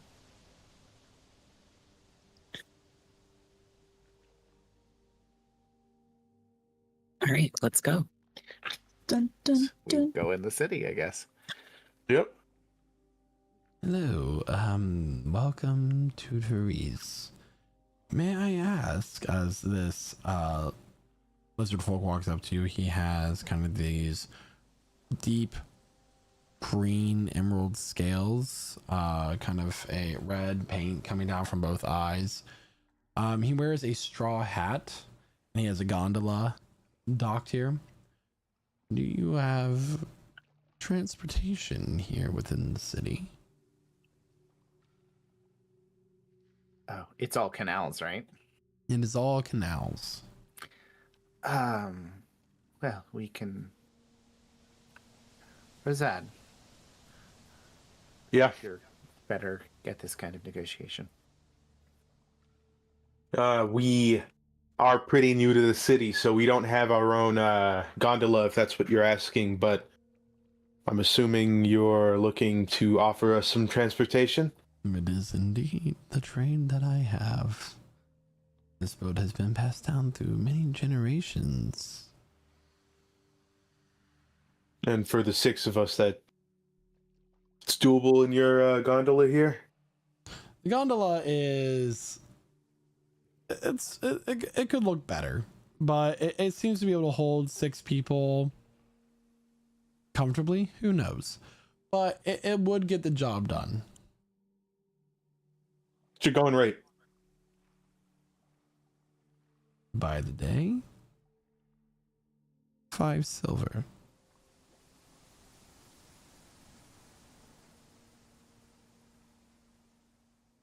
How about 3? Make a persuasion check. All right. Nasha looks like she was about to just give him a gold, but stops. That is a 14, and I will use Fortune for Many to add a 3 to that, so that's 17. Well, you are not from here, so I'd rather see you safely taken from place to place at an affordable rate rather than being food for the crocodiles. So I will take you for 3 silver a day. All right. He'll hand over 3 of his own silver.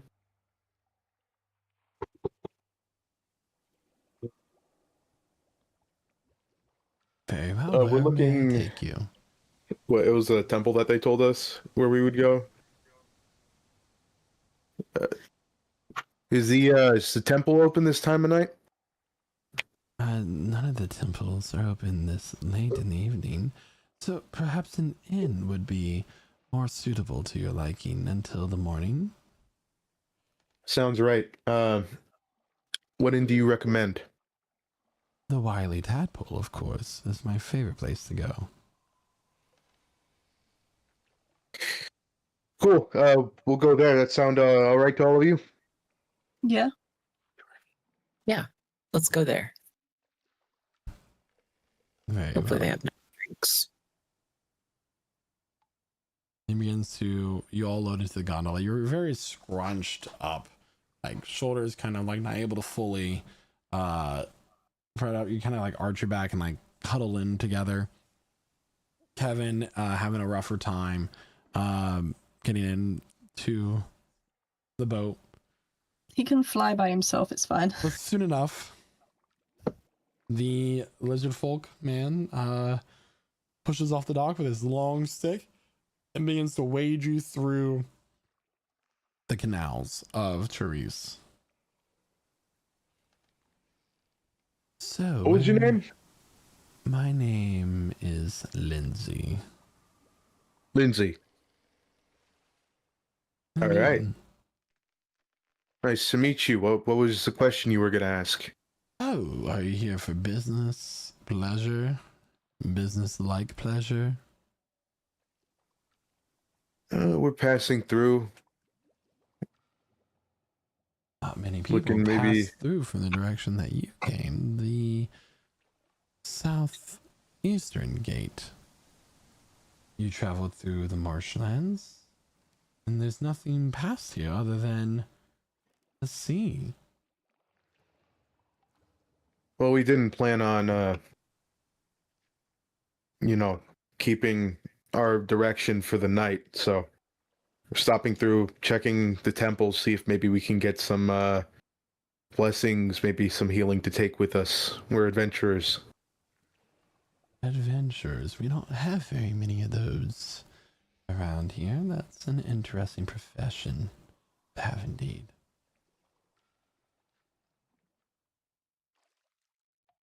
Mhm.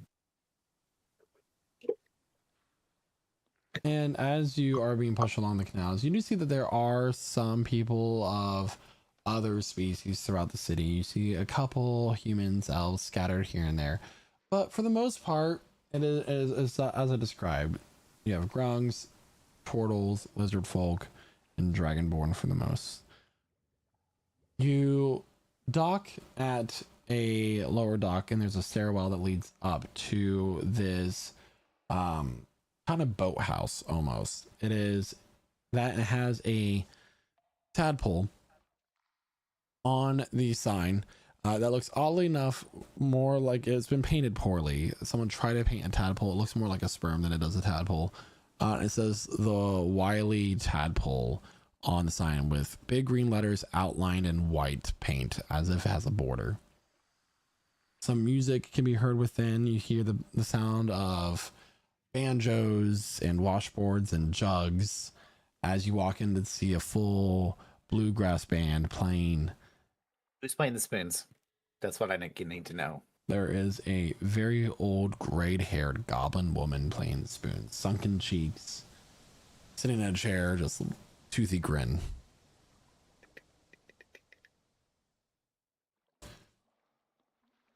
Let me get you some music. Although I don't have bluegrass music, see. sadly. I'm gonna get you some sort of like music. Something with a banjo. So I don't have anything with banjos, sadly. Did they take requests? Can we request Rainbow Connection? Anyway. Where it's not easy being Anyway. green? You approach the counter and you see a green-skinned tiefling manning the bar, kind of like rubbing down glasses with a cloth. Horns like that of a gazelle come straight up to a point and a slight curve to them. Eyes are all white. Wearing a leather vest and trousers, and that's it. They have bands of gold and silver around their arm as to highlight the just as jewelry. Almost. I don't know if I specified. Never mind. Anyway, you approach.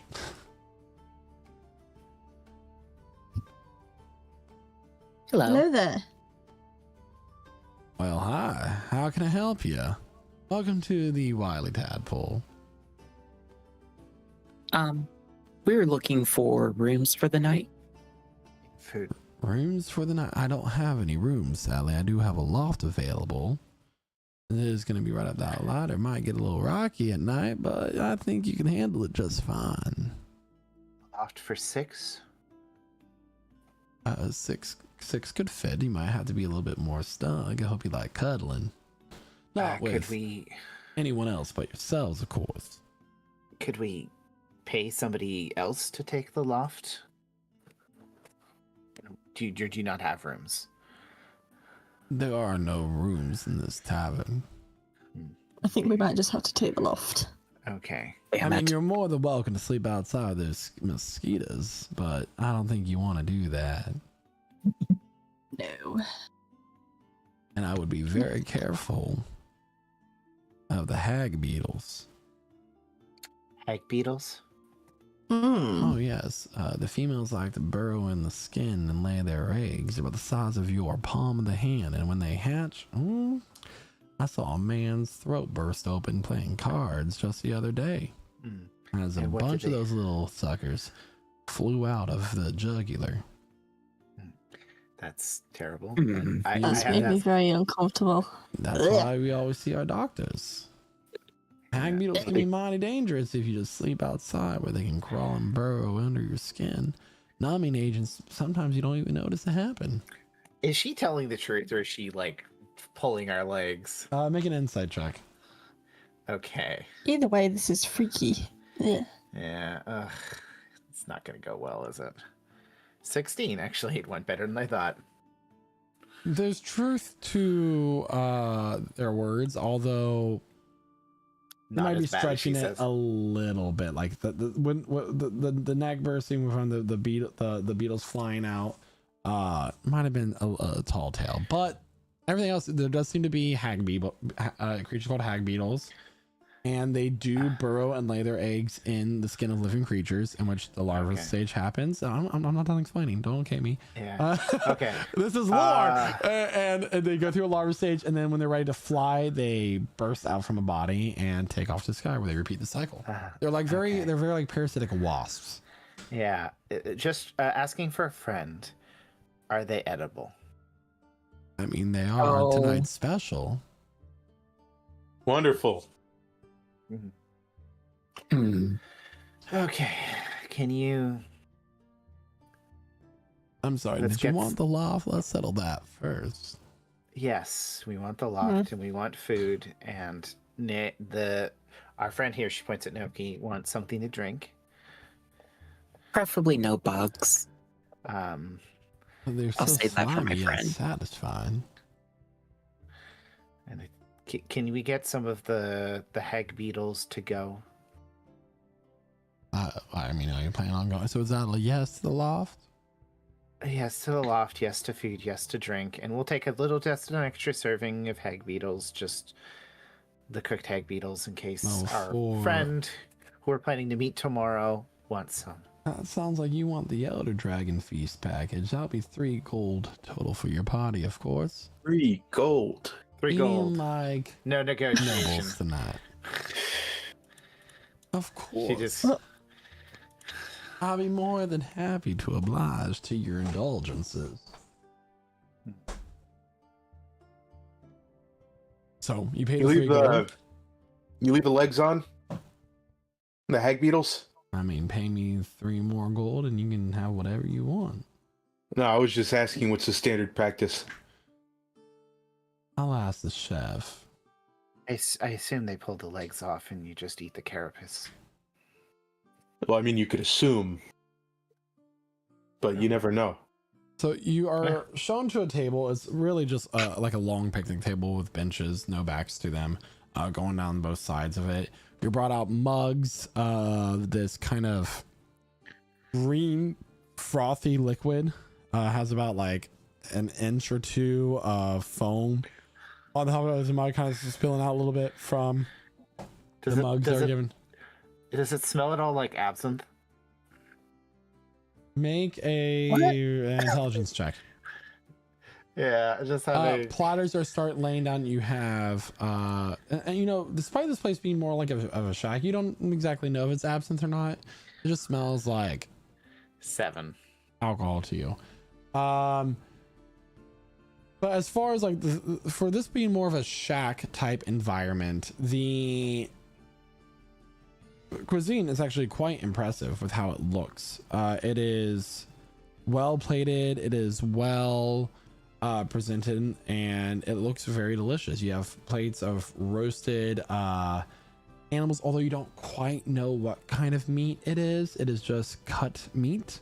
Some of it tastes a little bit gamey. There are, of course, skewers that have these large deep fried beetle-like creatures that have been battered and fried without the legs, the wings pulled, and the stinger, of course, pulled. But as you notice, like the pincers are left in place, and the pincers are like little barbs, and it seems to have some sort of like where it grabs onto whatever it's trying to burrow into, and then chews away these very sharp teeth. You don't eat that end, of course. No, makes it easier for you to skewer them though. So not sure like bites into one immediately. Tastes nutty.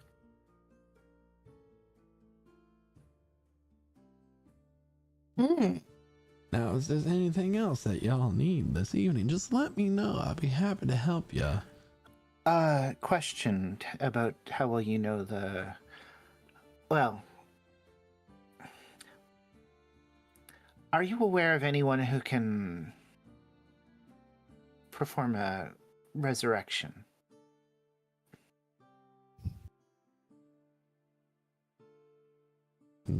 Is someone dead amongst? I mean, other than that fellow over there.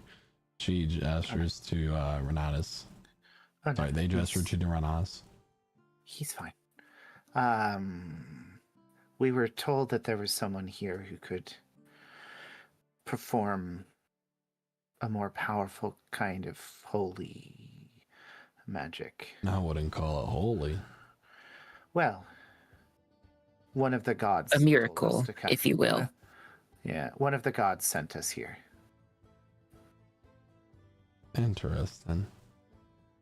Yeah, it no was. one within these city walls can perform such a feat. But in the swamps? Only one I'm aware of, but you don't want to go messing with her. What if we do? I need to be collecting all my payments up front if you do. She already passed her the 3 gold.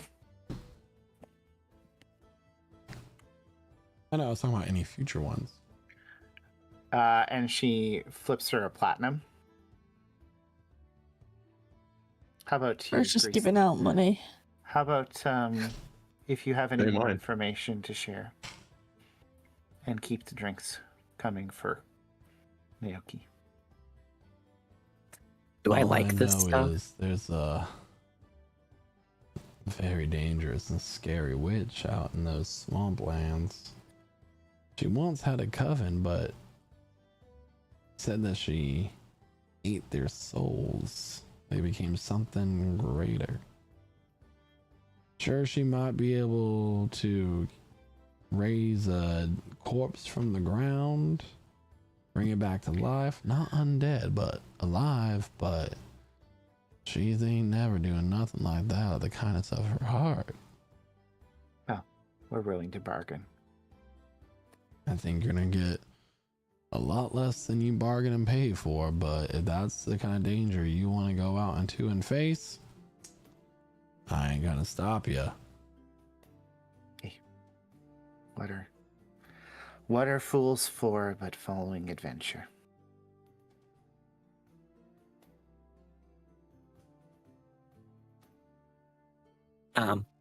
How's this green juice taste? It's booze, right? It is indeed booze. It has a rich, earthy taste to it. Mostly that is like spice, like cardamom, but with sage elements to it. And it has like botanical flavors. You get some juniper in there. It's essentially like a gin and sage drink. It sounds nice, actually. It is. Sounds kind of refreshing. I sold that recipe to a company.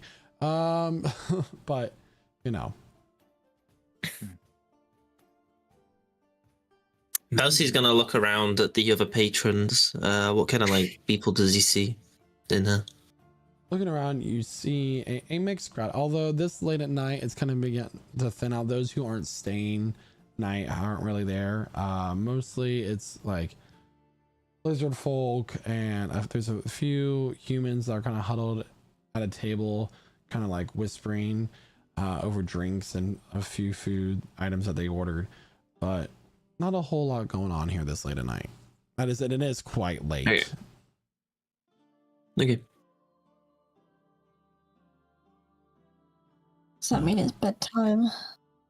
Is there anything else I can help you with this evening? Not for me, at least.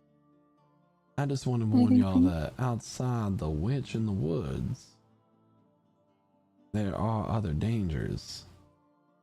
You got corpse worms, you got the hag beetles, but you ain't gonna be able to get to the witch in the woods unless you travel on foot. She's a few hours out of the city. That's fine. Which way? Directly out to the southwest. Questions, because you seem to know a lot about the local area. Is there something in the lake to the east here? Something that Celestials might want to guard it? I don't know why Celestials. I ain't no Celestials in this area at all. No Celestials, I know, Drailworm. Yeah, but any like mysterious rumors of lost treasure in the bottom of the lake? The lake is traveled quite frequently. It's one of the major ports of trade between here and Frelmere. So, no reason why a group of Celestials would attack a group of people traveling on Dragonelles in the middle of the day? Now, if you hear Theoretically, of course. if you hear something like that, let me know. As the tavern keeper, I tend to know information that comes in and out of this place, and information is valuable. They are flicking the coin like between their fingers, as you can see. Is the bluegrass band still playing? It's died down to just like an acoustic guitar just playing a mellow tune. So, if you hear anything before we leave, I'll give you another one of those. Hear anything, you'll be the first to know. She kind of like brushes a little bit of silver ichor off of her leather, just looking at it kind of shining, and then just kind of drops it on the floor. Littering. I have to go back to my counter. I have to go back behind the bar. But you'll have a good night. The loft, they gesture right over to the side there where there's like a ladder of knotted wood that just leads up to a hayloft, essentially. Just straw beds. It's gonna be like one of those bridges in Peak. It's gonna fall the second three of us get on it. My head's too big, man. So we eat, we drink a reasonable amount, except for Naoki, who drinks more. Can I go play with the little man playing acoustic guitar? What? Oh, you want to play an instrument with him and not like... Yeah, a pan flute. No, what the hell? Oh, I thought you meant you were gonna mess with him, like make fun of us. No. Okay. Where'd you go? So you go to I the got your lizard nose. man, kind of like very wrinkled, old looking. He has half shedded skin. Kind of just like strumming on the guitar. I need you to make a performance check for me, please. Of course. This might go really bad. Don't Breaks say his that. head. It went bad. Concussion. Subpar. Nah, son, you don't even got the soul for this kind of music. Well, I'm it's just because sorry. I... No. You go sit back down and be an audience member like a good young man. Oh, that's gotta hurt. Shuffling in frustration. Mm, usually I'm pretty good on this thing. It's not Damn it, tonight, Tora. unfortunately. As Naoki takes his walk back to the table to sit down. That's where we're gonna take our mid-session break, everybody. Wow, it's already been 2 hours. Holy crap. So Damn. yeah, I know, right? So time flies when you're a dungeon master as great as I am. But everybody, we'll be back here momentarily. But however, if you're just now joining us and wondering what the hell is going on here, If you're just now joining us, this was not just a moment of Naoki being nagged by a bluegrass performer. This was an actual D&D session with drama and combat and yeah, I guess those are good words. And so if you want to get caught up on what happened before this, you can catch us on all the podcast networks that you enjoy. But if you want to hear more than just our delightful voices, you can catch the live play, which we re-release on YouTube every Monday, or catch us on most of the places that you do streaming. So you can catch us at 8 p.m. Eastern time on lichsouls.ttv, on TikTok and Twitches and all of those things, but not Kick. But it's okay, Kick. We're not judging you. I judge you. Do something and about we your also, bots. yeah, and we also play other games. We're kind of mixing it up lately. Our wonderful Dungeon Master plays Dead by Daylight. We play things like Supermarket together. Sometimes we play Peak. We play all kinds of things, Call of Duty, Fortnite, things together, things alone, but mostly together because that's what's most fun. Thank you so much, and thank you to everyone here. We'll be back here in about 15-20 minutes as we take this time to refresh ourselves. But enjoy these really funny little videos we made for you. Yeah. Hello everybody, and welcome to the mid-session break of Prestige Encounters. Us players take this time to refresh ourselves and get a few more snacks, refill our drinks, in order to bring you a more exciting adventure. We would like to take this time to let you know about a few things that goes beyond our Dungeons & Dragons campaign. First and foremost, we have a Discord server at lichsouls.com/discord that you can join and then play a wide assortment of games with us like Dead by Daylight, Sea of Thieves, first-person shooters, and more. The games we play together change as time goes on and new games are released, and you can join our Discord for more up-to-date information. You can even join us every Tuesday for our community game nights. If you have Amazon Prime, you can subscribe once a month to one channel of your choice for free. Here at Lich Souls Gaming, we have streams that go beyond Dungeons & Dragons. Throughout the week, you can catch me live playing an assortment of games and even use your channel points that you earn during the streams in order to affect what happens in the stream itself. We have over 20 static and animated emotes that our subscribers get to use in our channel and other channels as well. So hit that subscribe button and join all the fun. Well, my cup of players tears is running dry, so I'm going to let our other cast members tell you about our amazing sponsors for the rest of the stream. Hi there viewers, I'm Josh from Prestige Encounters, and I heard you wanted the best looking maps out of all your friends. Well, do I have you covered with Arkenforge, the best map making tool for all your TTRPGs. There are many different asset packs which can be used within Arkenforge, But if none of these tickle your fancy, then import your own and create anything your heart desires. When building those maps, you don't want to forget about these features such as built-in animation and music plugins to make your maps feel alive at every moment, touchscreen support with Fog of War which allows in-person play, and a dynamic lighting system to make even your nighttime maps look their best. Making maps has never been easier, but now I hear what you're saying. I don't like subscription fees, and that's okay. Neither do I.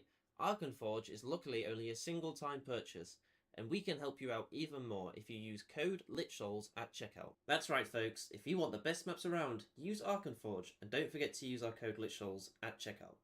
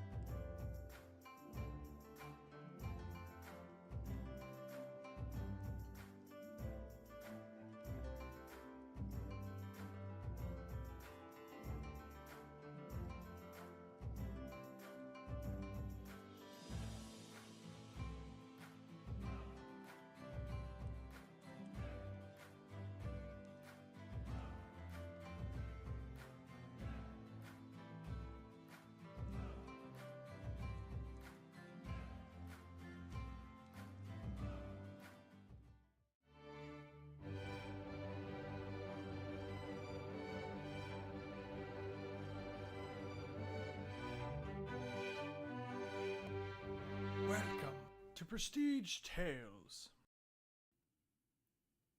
Oh, hello. I didn't see you come in there. Welcome to another episode of Prestige Tales. Tonight, we tell the tale of the Dungeon Master Who Could. Once upon a time, there was a story of a dungeon master trying to weave a grand tale of heroes and monsters. While the prose was mighty, something was missing. Combat in its most epic form must come with epic music. Knowing that this was lacking, one day the dungeon master tried to create music of their own. Let's see what happened.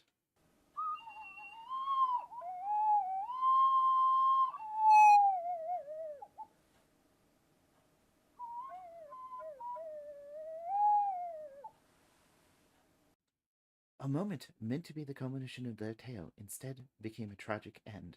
Ashamed, the dungeon master walked off into the sunset, never to be seen again. The moral of this tale: be the dungeon master that could with Midnight Syndicate. Yeah, and you all hear an angelic choral movement surrounding the Casimir, which does not fit this music that's playing right now, which is fine because it's lovely music. Midnight Syndicate are a talented musical production group creating gothic, horror, and fantasy music from your role-playing game at home. Don't be a natural 1, roll a natural 20 with Midnight Syndicate. These absolute legends can be found at www.midnightsyndicate.com on the YouTube, Alexa, Spotify, or Apple Music.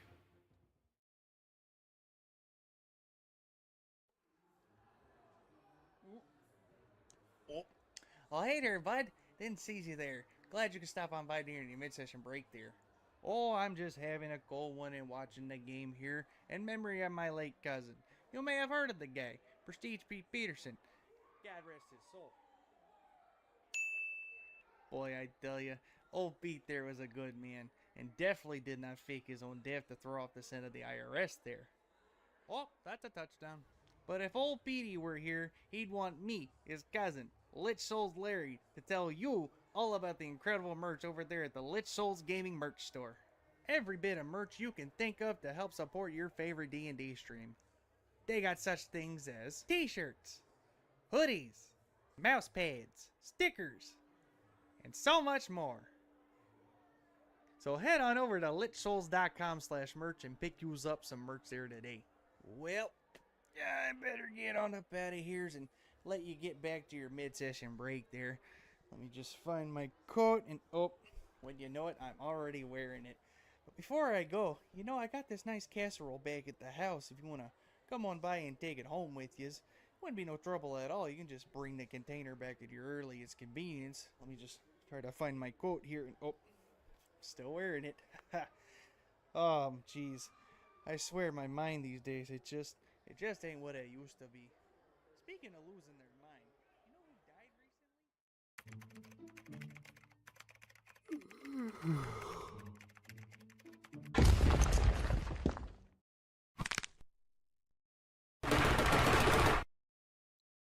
Did you just yawn? Yes. Tell me, son, what have you been drinking to keep yourself hydrated and energized? Generic coffee brand? Fool! You should be drinking Rogue Energy. What's Rogue Energy? Well, I'm glad you asked.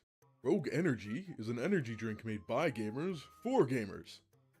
It is made to be the ultimate gaming energy drink with zero fillers, zero added sugars, plenty of essential vitamins, and oh so low calories.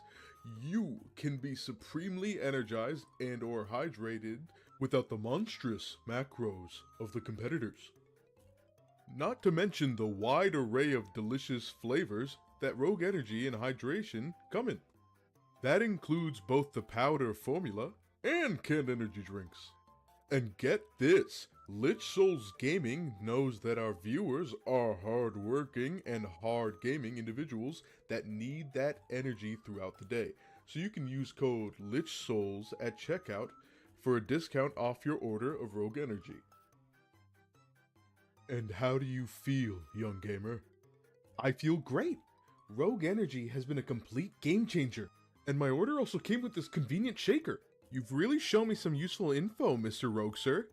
Now that is indeed what I love to hear.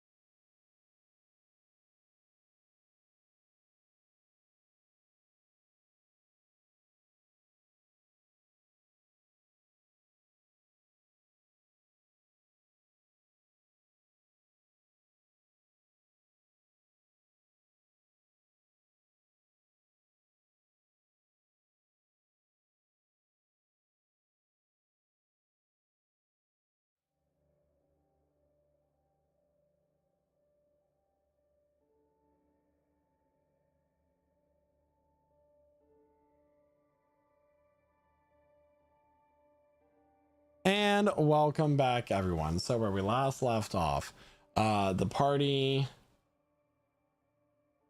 the party had rented a loft at the Wily Tadpole. And right before they sit down for the night, what would you all like to do?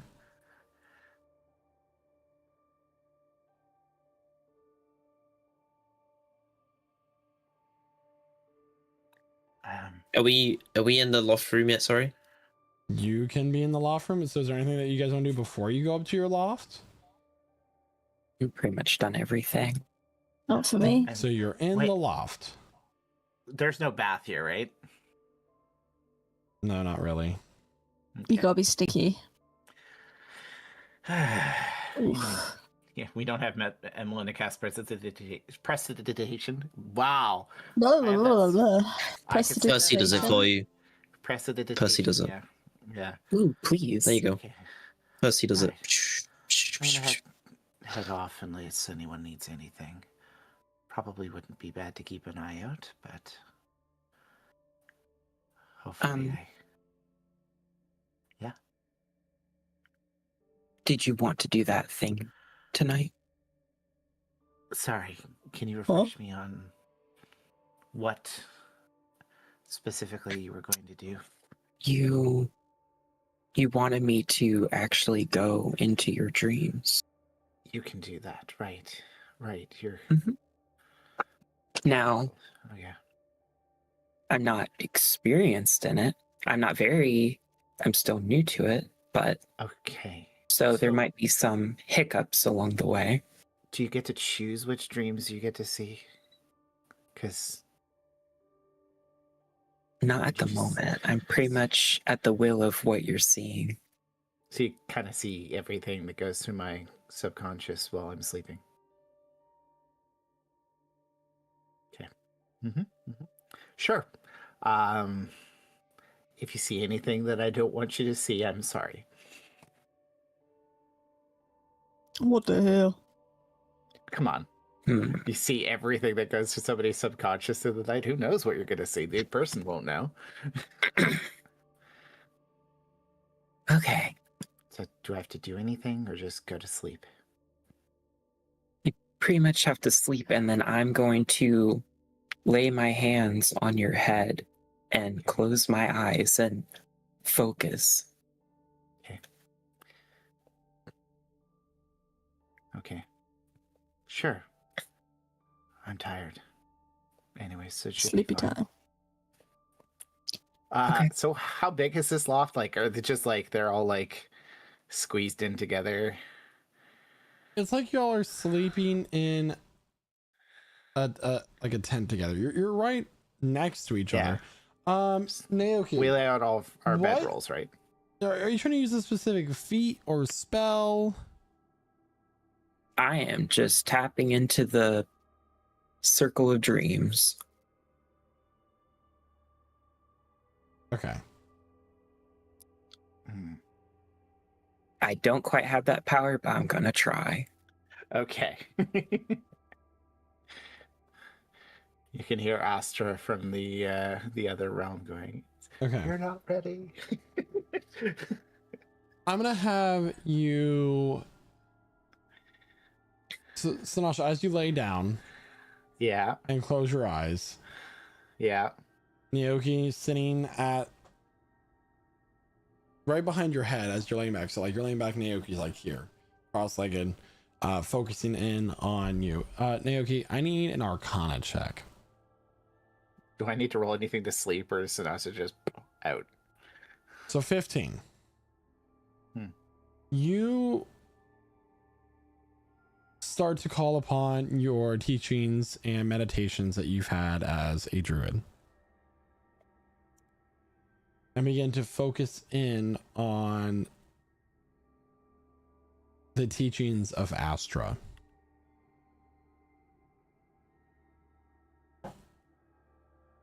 Yet you're not quite yet able to make a connection with Sinasha.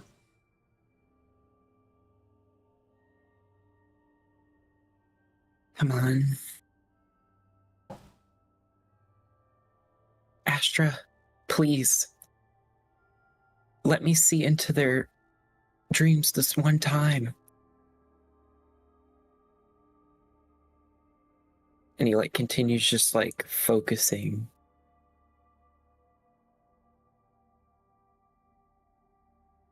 Anything? Unfortunately, not.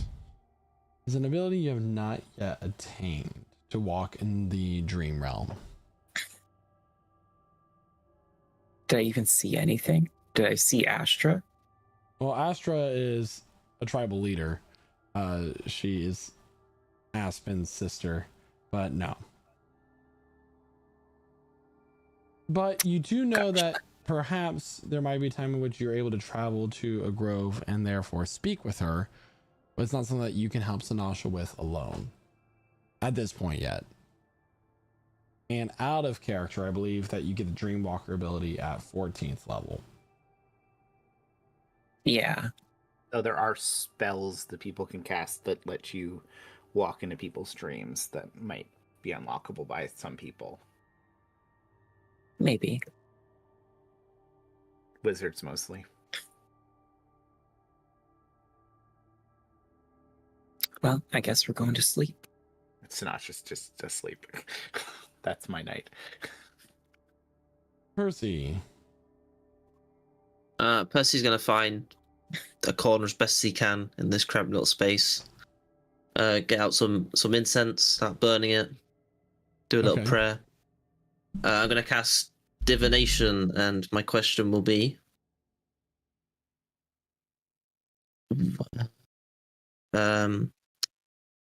what happens if we use the witch to resurrect Emmeline? So, blah, blah, blah. The spell puts in contact with God, blah, blah, blah. Next 7 days, the DM offers a truthful reply, which might be a short phrase or cryptic rhyme.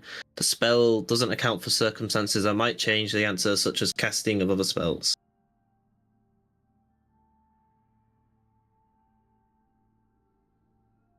Is there anything that anybody else would like to do while Tora is praying in the corner? Percy's praying to Tora. Percy's praying to Tora in the corner. Sasha's just like dead asleep right now. This is the problem when you create a cleric who worships the character you played. That is true. That is actually pretty true. Sleeping. It's not my fault I made the best god. Are we going to deafen? Do we get to deafen? Okay. So, Tora does not seem to answer your question. Or wait, you pause for a moment as the incense continues to burn. There's a moment in your mind that begins to filter in that he's just ignoring you. After all, it seems like he did when Emmeline passed away. He hasn't exactly given you many answers. Yeah. What a bastard. And then you see a glint of light. A large, as about the palm of two hands put together, a monarch butterfly, except its coloration is purples and blues and pinks, flutters in a window at the top of this loft. It lands on the sill, and then it takes off once more and flutters back out and seems to hover for a moment and then descend down below.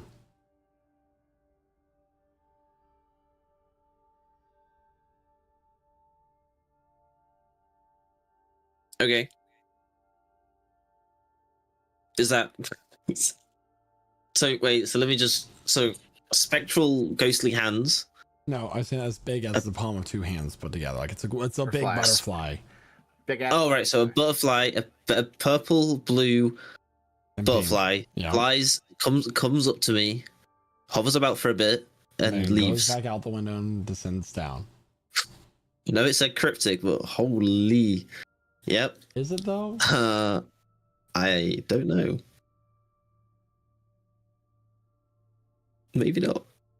Does it go up or down when it leaves the descended window? Down. It flew back out the window and just went down.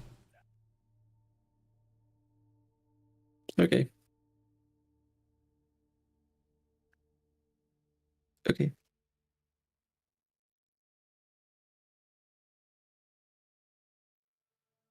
Anything else?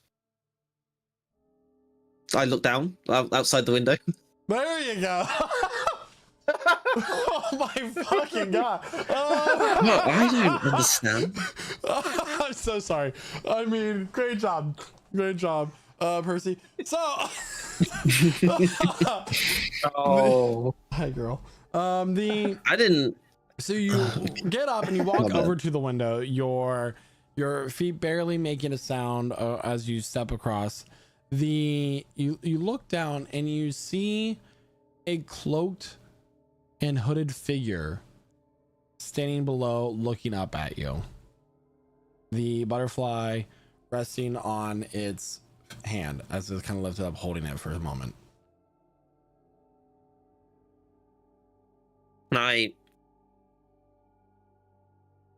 make out what, like a face, or is it like super? It is unclear? a hooded figure. The shadow of the hood is covering its face. Percy's gonna.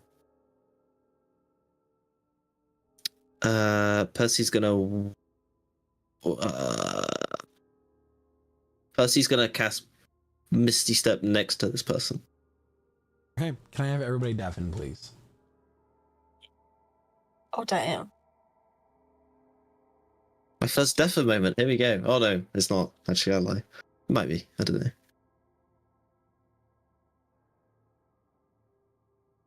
I don't have very much time to speak to you. That's okay.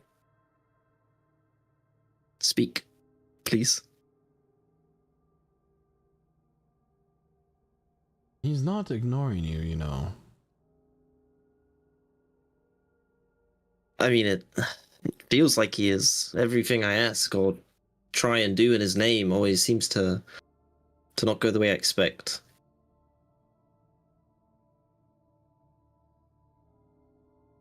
There are other pressing matters. You are not the only focus. Pulling back the hood, revealing two rounded horns, is a satyr.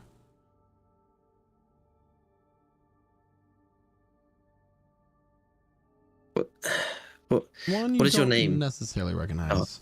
My name. It does not matter. I am simply a follower, but if you must have something that you may call me, you may call me Ferdinand. Okay. But you sent me to speak to you. I appreciate that. What are these other matters you speak of? What picture am I not getting? Many moving parts are taking part all across this world. Something that was not anticipated when the edicts were put in place. And now those edicts are weakened and certain things are trying to come free. Something that your companions have actively taken part in prior to you joining them.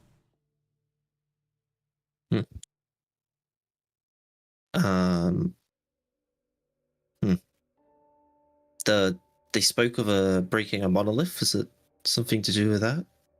The monolith was powered long enough to weaken the edicts, allow some more prevalent communication from those of divine power.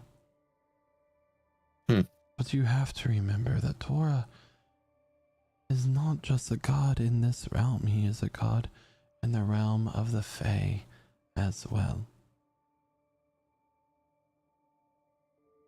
So I should go to the Fae?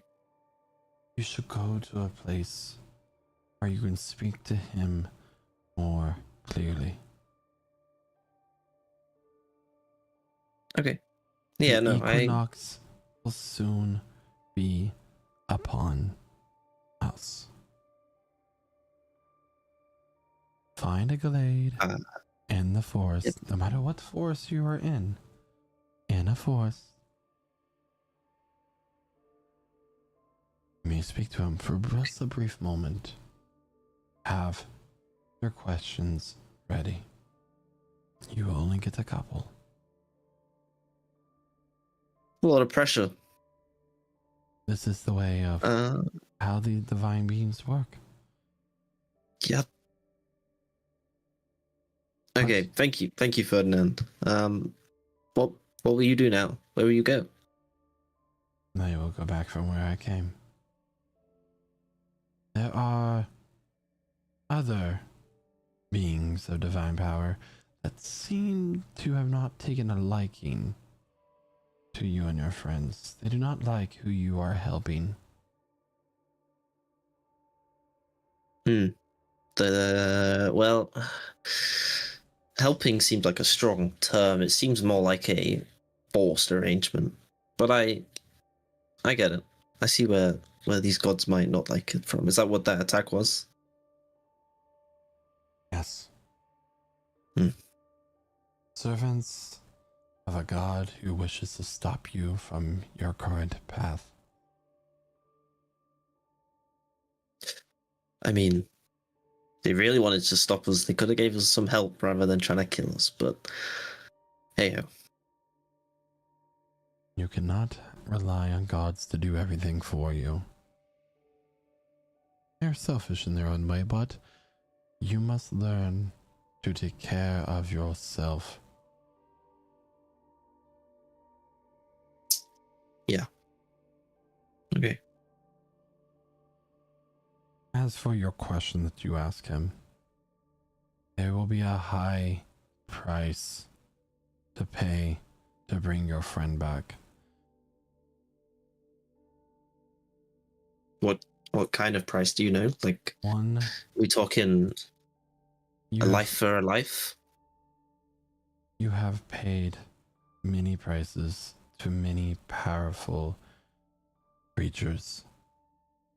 Your friend is dangerous due to these dealings as well.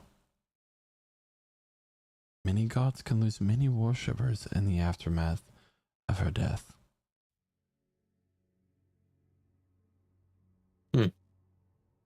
You all have found yourselves in debt.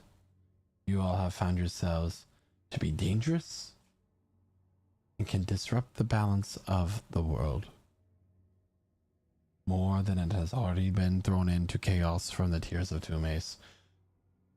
Not my opinions, not necessarily Tora's opinions, just statements that others have made. Yeah. Find the glade. Okay. On the equinox. On the equinox. I must go. Find the glade on the equinox. Okay. Thank you, Ferdinand. I appreciate you coming to meet with me. He will, from pouch, take out some powder and blow it into your face. Okay. Yeah. And as your eyes go dark from this powder, you wake up. The sun in its morning state shining through your window right onto your face. Unable to differentiate if this is a dream. As in, I'm in the loft again. Mm-hmm. Okay. In your bed with the morning sun shining on your face. Sinash is gasping for air. Seriously. Oh, Whoa. Snatcher, what the? Are you good? You good, Snatcher? You sleeping?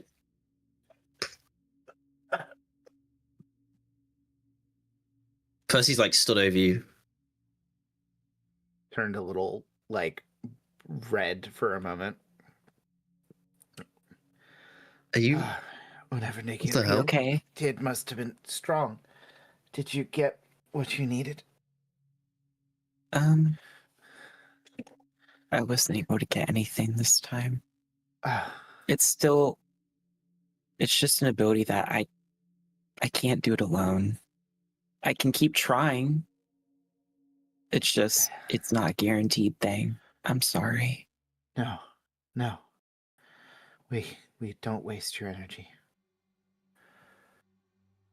We'll get to the grove, and we'll see if someone can help me figure this out.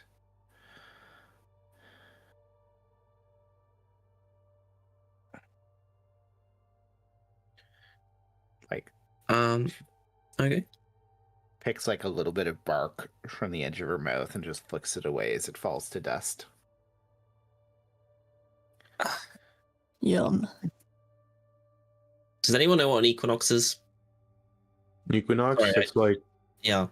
it's like when it's halfway between the solstices. It's when day and night same length.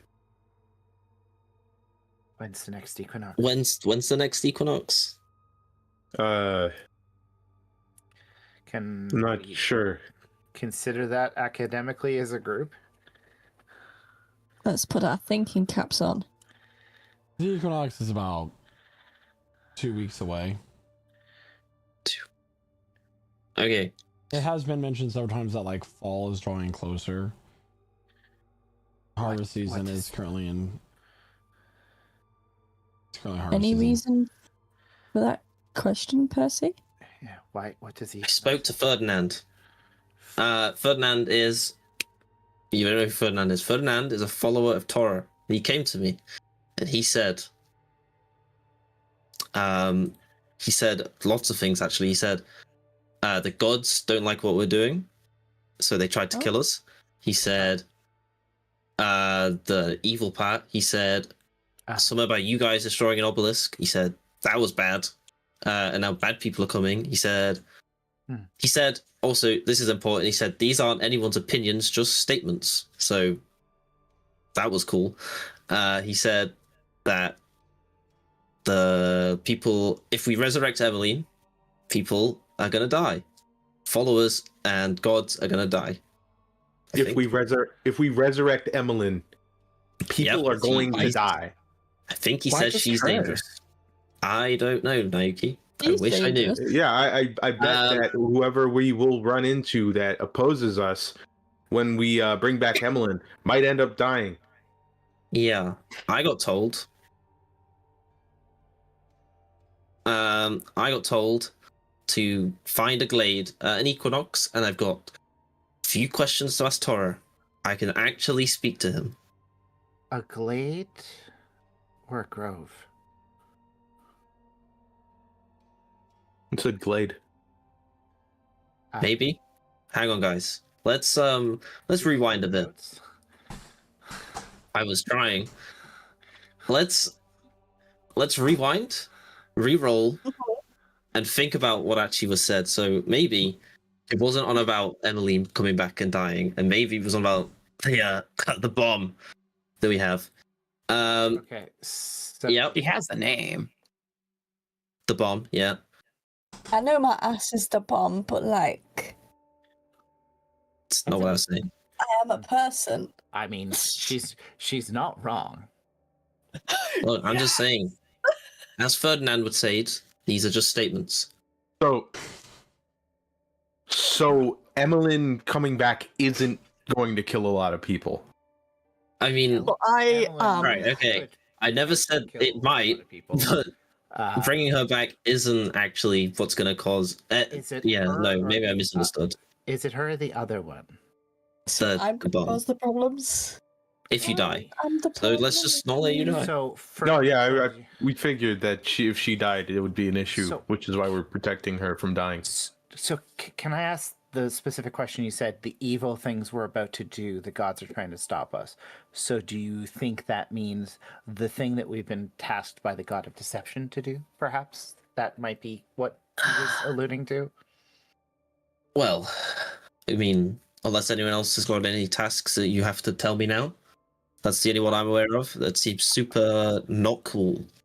Well, Naoki and I just have to save a lost grove. And if saving people But is a problem, then the gods can go to hell. Yeah. I feel like that's not the problem. So it's this stripping away the magical protection from this kingdom, leaving people open to being attacked by demons and outside influences, and removing the protection of their god, which was the only thing that remained after the fall of the Tears of Tumas. Sounds like a bad idea, right? Well, you really must have read up. Yeah. That's what you guys taught. We've been we've been drip feeding this lore as we've been going, guys. This is not new.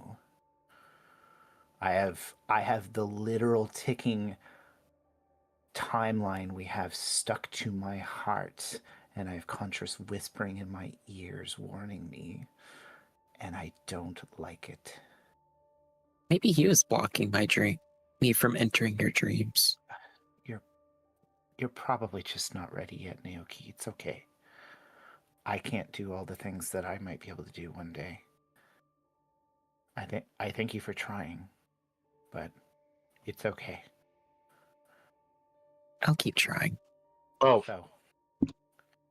So we are bound under contract, and like it, and people's loved ones are at risk, yes. which I shall remind you all.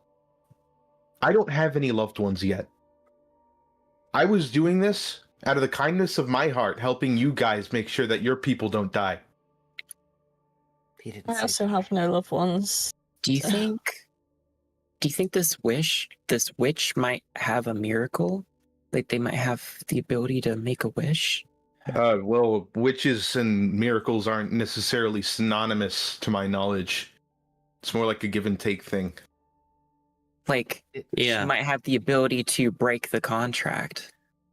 Ferdinand said there would be a great price to pay to bring back Emmeline. I feel like if we then also put on, can you also break a contract with the God of Deception, this great price is going to become like a super price, you know? Yeah. And no discounts is what I'm hearing. Kaito no discounts. warned us about that, so I figure harm in asking. a witch probably couldn't undo what a god does. I think there's like I don't know exactly how it works, but I figure there's probably a hierarchy of like power, and a god is like up here and a witch is like over here. I don't know. They have the dark This is the arts. sort of They could question we'd ask possibly pop Emmeline. in. So I'm just going to suggest we say that we go get Emmeline right now. We ask her all these questions because she'll sort us all out, and then we can go from there.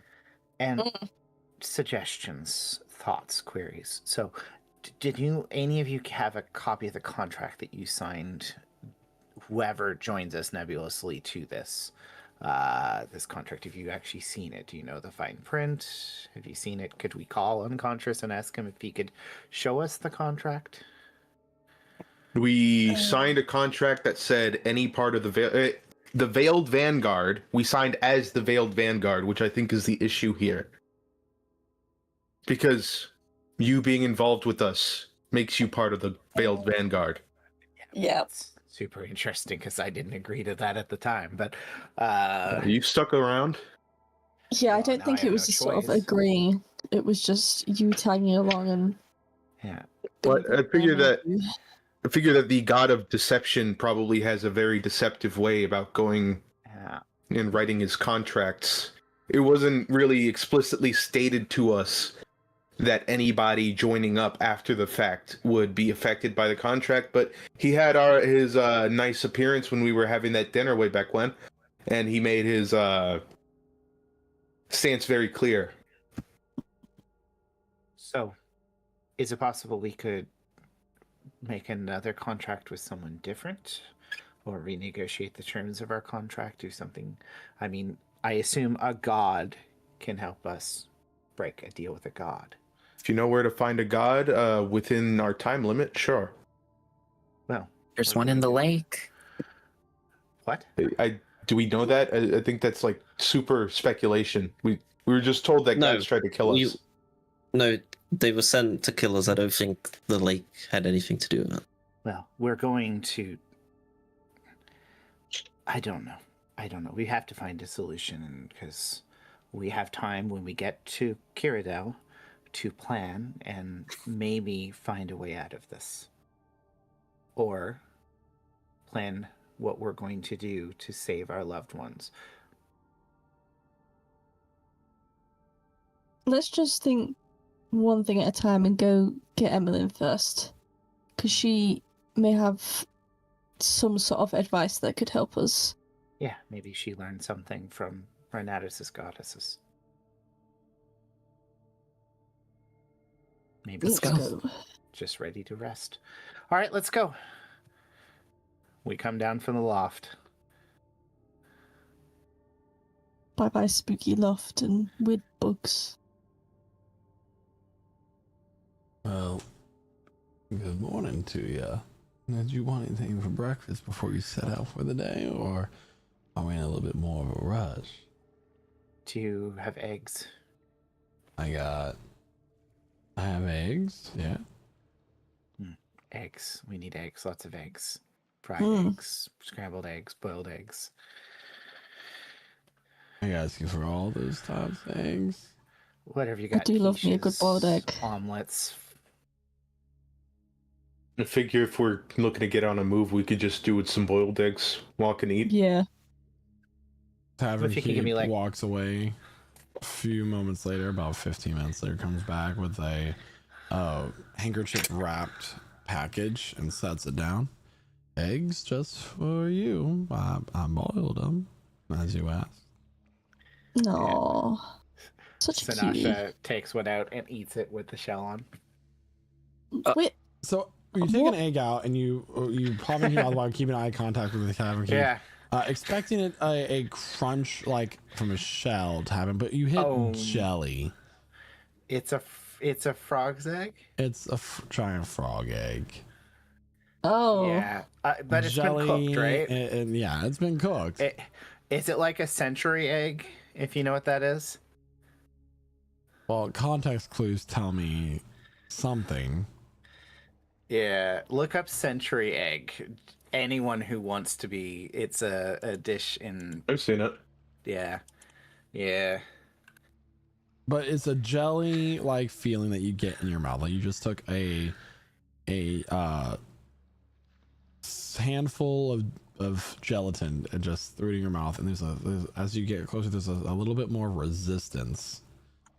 Like you're biting through a bouncy ball. This is fine.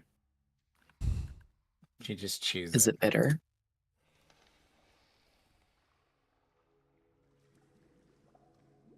You know what? I'll still eat it. It's fine. It's fine. It is food. At He least like it's not pops it in his some mouth. weird book Very skills nourishing. at me. I have shared a picture of a sliced century egg for anyone who wants to get the idea. Wow. Yeah. And they sometimes look more black than that. So y'all really gonna head out and do it, aren't you? Yeah, that's what we do. Gotta Did do you what we gotta Hear do. any rumors about the lake? No, not any rumors unless Dragonels flew over. Well, it takes a couple days for traders to get in from the lake too. Yeah, but I haven't heard anything yet. I'll keep you in mind though. Yeah, tosses her a gold for the effort. Always pleasure. Thank you for the eggs. She pops another one in.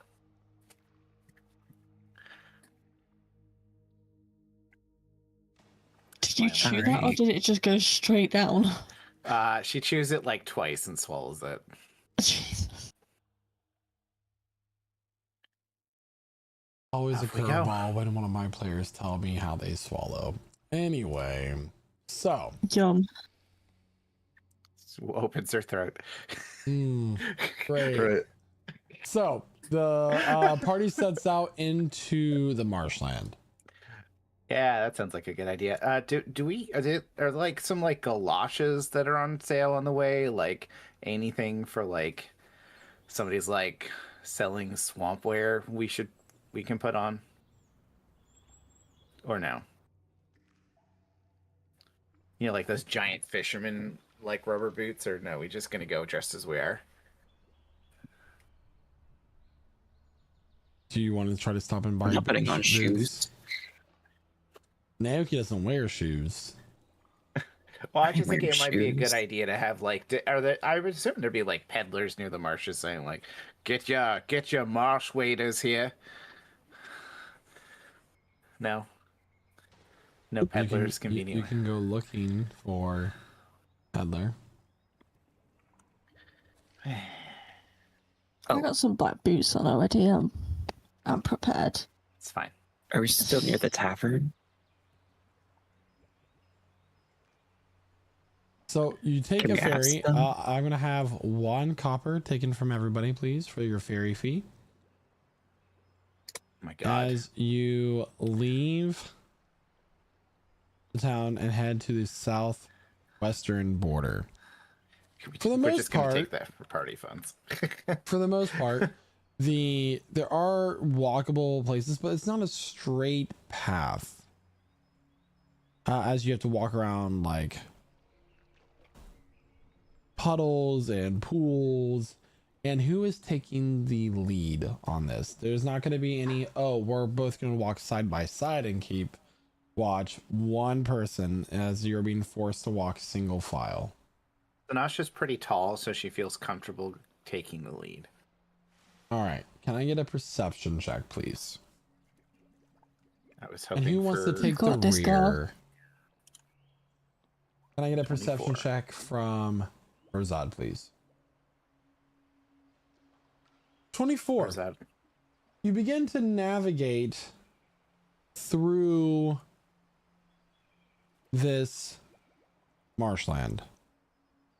You're spotting pools of quicksand and pitch that might have caused your party some hazardous danger or impede your travels for quite a moment. But you begin to lead the party for about an hour before the fog starts to get really dense. The sounds of the birds and the life fade.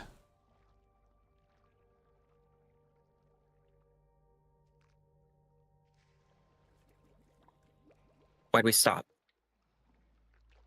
I can't see or hear anything.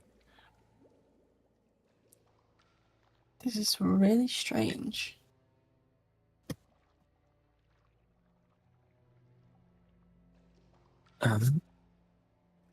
You look don't back really know and the day is bright. There's a little bit of light shimmering through the low-hanging mist, but as you look forward, it's dense. And you feel like it gives you as you look at it, it gives you the feeling that if you just took a knife, you could cut right through it. Although you know that you can't. It just gives you the impression with how thick this fog is. Ooh, Um, heebie-jeebies. If we need to. We're gonna have to push ahead, I assume. If it's Senny, I guess if you feel like it's a good idea, I feel like I could maybe take the front position. I can feel my way around things pretty well, even if we don't have a good line of sight. I'm also going to assume that this is probably a sign we're going the right way. Probably. I can also blow it back a bit with my magic. If you want to try. Try. Feel like cast wind wall, just like pointing it straight forward. That's really powerful. So that's a really powerful spell slot. You sure you want to use it? I'm not saying you can't. Yeah. I'm just Yeah. Let's use it. Committing. Okay. You cast Wind Wall, which puts a wall of wind up in the area and kind of like begins to circulate some of the fog up out of the way. And as the fog begins to lift, you see Emmeline standing in front of you. What the hell? Sorry, what? Huh? Do you see her? Guys, what are you doing? Emmeline, why is your voice so deep? Check the bag. Check the bag. Check the bag. Rosado look behind him. What long teeth you have. Check in the bag of What are we holding to doing make sure here? she's in there. We're here to save you. I don't Check want the bag of saved. holding. I'm with Valerie. Check. You check the bag of holding for The Emmeline. corpses. Yeah, gotta make sure she's still in there. If I imagine Emmeline when I reach in, do I feel a arm or something? You do. Okay. All right. Is she in there? You're not with Valerie. You know you're not with Valerie. Because her soul was destroyed. Valerie's Hey, how about gone. we don't entertain conversation with this thing? Get out of my way, you weird creature. You're all gonna die here. Oh. Well, we are if I'm gonna blow up, so And you'll die too. Emmeline's form begins to melt and turn dark, and mud splatters to the ground as this form dissolves. We knew it, you freaky dicky bitch. Yeah, what if it was her? Nuh-uh. Well, it wasn't. She knows I know. that Valerie wouldn't be with her because Turn Valerie back. has gone. No, we're Nuh-uh. coming to see you. We're coming. All right. We have come to bargain. Is the fog dissipated at all? The wind wall seems to only have cleared the fog, and the moment it dissipates, you feel like the fog's going to come back in. Okay. And we can Dissipated just- the fog in the area that it was cast. Wind wall, we can just pass through it. By the way. Awesome. Hop on through. But she actually means she declared we're here to bargain in the hopes that something hears. I'm not just saying, which I've come to bargain.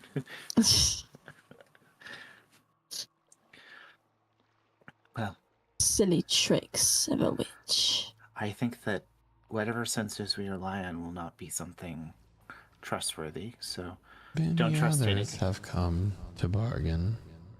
I think my senses are pretty sure. If you can let me take the lead here. I think that's a good idea. We've come to bargain, and we're willing to pay a price. You begin to move forward, and you come face to face with a knotted trunk. The bark appears to be a person, extremely lifelike yet wooden, its face frozen in a twisted scream, as if it had experienced the most horrible pain imaginable right before it was frozen in place and sealed within the trunk. Many others thought they could pay the price, but here we are, and here they are.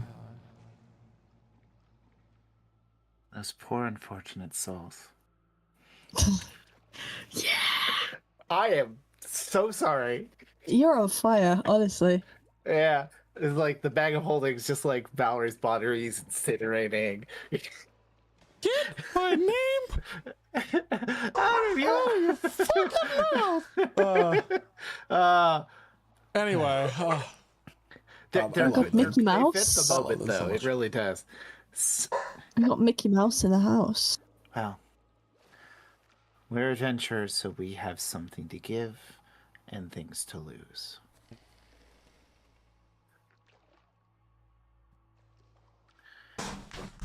And I can blow shit up. Should I blow more I of don't it think back? threatening it right now is the I feel best like idea. you ought to save your energy. Naoki. Yeah, let's save our energy and let's stop threatening. So our objective here is to save our friend. It is not to start a fight, not to waste our time or energy. We're going to give what we need to give to bring her back. Right? That's what you want, isn't it? You all know I her better expect than no more Percy. tricks. Well, you can expect tricks. But I'm telling her. I mean, yeah. Don't think she's gonna listen. Do you always pick fights with powerful entities there, Talia? The party takes a couple steps forward and finds another tree. Its bark and trunk containing another form, frozen in agony. And then another. And then you realize that you are in a grove of such trees. Crows and ravens sitting on the branches, eyeing your every movement. You look through the brush of the marsh and you can feel the presence of eyes watching you from all directions. There is a deep, unsettling feeling in your gut. And anxiety in the back of your mind.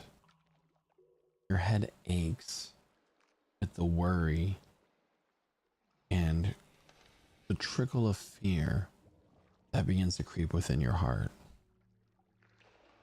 We are not here to become a part of your collection. We have come to bargain. Let us through, and we will make our deal. If you insist. I do. A path forms before you, mud solidifying, bricks forming, and the fog lifts so you can see the path ahead. A great, larger tree, its roots sprawled across rock, reaching deep into the ground, and at the base of these roots, the roots entangling around it, almost like it's choking the dwelling, is a hut. Purple smoke rising from its chimney, the gentle flicker of firelight within its windows. A garden planted out front containing roses, patches of vegetables, and a horse with two heads tied to a post. Are they horse heads or human heads? Why was that even a thought? What the fuck? Oh. What the actual fuck? Sanasha steps forward, trying to look confident, but you can kind of, like, if you look close, her right hand is just trembling. She just steadies against her knee and pushes forward, not looking to see if anyone tries to keep up. I'm gonna follow. I feel a bit more brave, like I've got this. Oh, will Rosad. I ain't afraid of no witch. Sitting on a mailbox is a bald bird, its head turned away from you, its wings plucked of any feathers, and you see it almost has like a scaly like skin where it is pink in color, like a newly born rat. Now that I'm It turns freaked to out by. face you, revealing the face of a baby. It opens its mouth as if it's going to say something and lets out a shrill squawk. Black bile trickling from the corners of its mouth. Okay. And it hops away. That's a new type of fucked up. What in the fuck? Genuinely. Did somebody try your baby? Okay, it's fine. This is fine. We're fine. We know what we're here to do. We know what we're here to do. It's not a big thing we're asking. We've got this. We've got this. Yeah. Yep, we're the Veiled Vanguard. One foot in front of the other, right? Yeah. Come on, she's guys. walking, We can do this. pushing herself. You can actually see that she's you don't hear her roar, but you can see like the veins popping as she's actually raging now. But that's the only thing that's keeping her going together, and gonna concentrate on using that rage for like the next 10 minutes. Don't let the freaky rat baby freak you out. We've got this. We've got this, guys. Yeah. Pushing forward, pushing forward. The cottage to the door, as you approach it, each step on this wooden porch moaning and creaking as you place a foot down. Do you knock using the iron knocker? Yep. We're not touching that. And she does it too hard because she's raging, so it's like, right? The door Way opens. to make a good first impression. The rusted hinges on this door, causing a squealing sound as it opens. A little slowly, just to drown it out enough. A short, plump goblin answers the door. It has a long and bent nose, missing one eye with a patch going across it. Wearing a simple servant's uniform. Like, is the witch a goblin? Hello. Nice to meet you. It wipes snot from its nose. The mucus trailing up the arm as he wipes it. You are here to see the mistress? We've come to Yes. see the mistress. Correct. That we have. Very well. He opens the door just wide enough for you to barely squeeze through. You turn to the side and kind of shuffle in. Personage. It's like still raging. Every 6 seconds. Just biting her lip.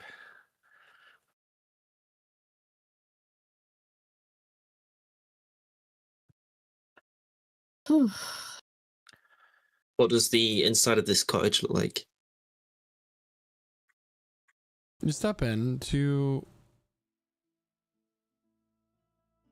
a very warm home. A tablecloth table greets you as you sit there with treats and drinks and tea laid out with the smell of freshly baked goods filling your noses. A pot of some kind of stew boils and simmers over a fireplace. How cute. There is a cross-stitched framed piece of art that hangs above the door that says "Live, Laugh, Love." Oh. It's shockingly pleasant. Another one that says "Eat, Pray, Love." That's a bit more fitting. Yeah, but it's not pray with an A, it's with an E. Ah. I hate Can I look around the room to see if there's any inconsistencies anywhere where like things don't seem to quite make sense? Make an investigation check. Oh, freaky deaky house. Investigation. That's a natural one. Oh my god. Seems very consistent. You may have a seat at the table. The mistress will be with you. Okay. Still raging. As you sit down, he comes over to you with a tray. Would you like a biscuit? Oh, thanks. No thanks, I'm okay. She eats a frog's egg. Yeah, I'm full of my Very well. eggs. Would you like some tea? I don't think we'll be here long enough for refreshments, to be honest. I think we're okay, thank you. I'll pass.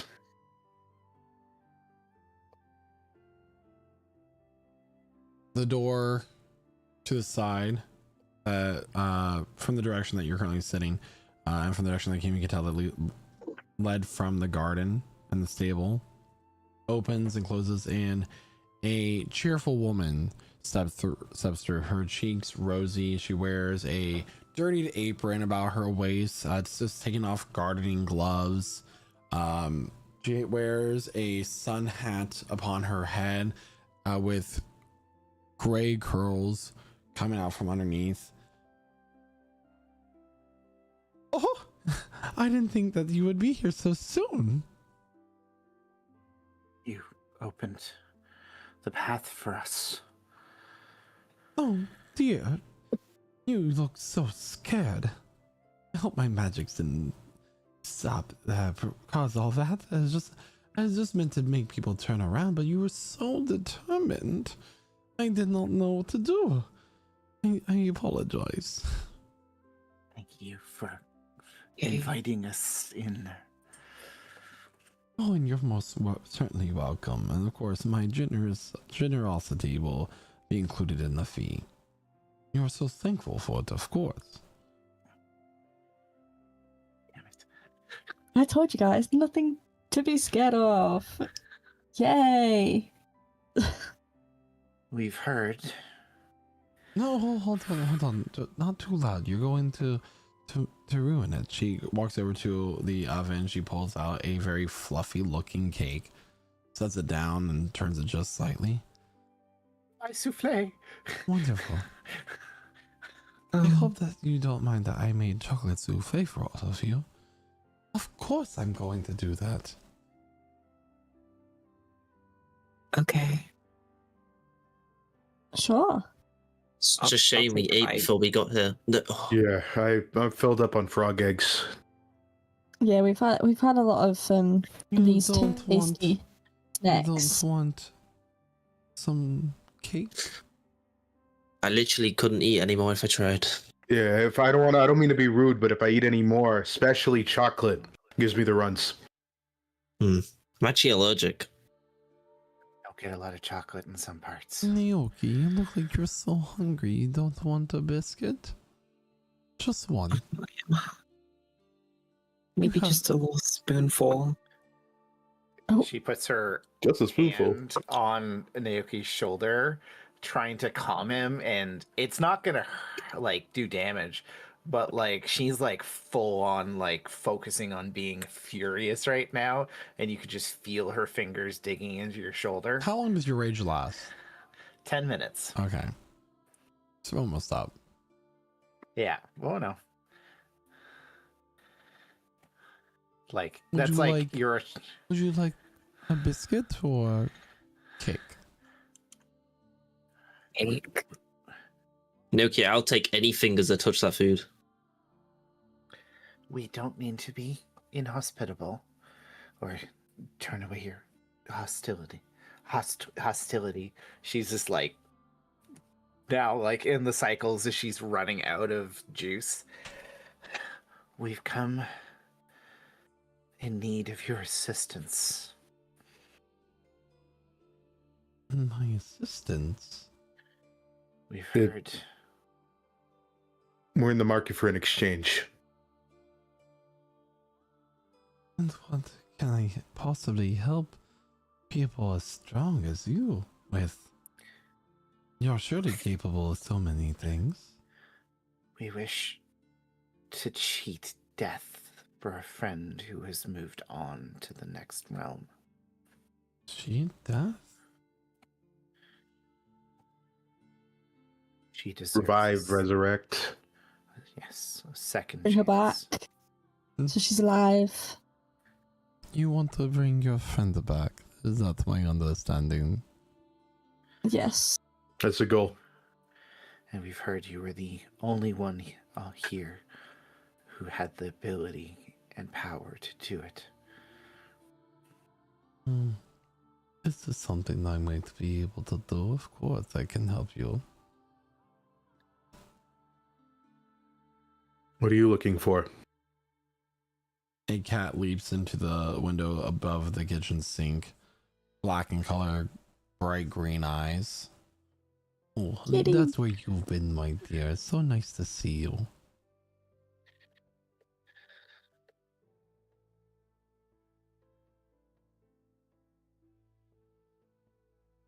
So, you want to bring your friend back? Yes. Correct. Let's see. What is something that I need to do such a thing that, and then there's of course the other things I have already done. It is a very big ask. This is no small thing you ask of me, of course. I figured as much, bringing somebody back to life, especially with how taboo it's considered around these places. You know.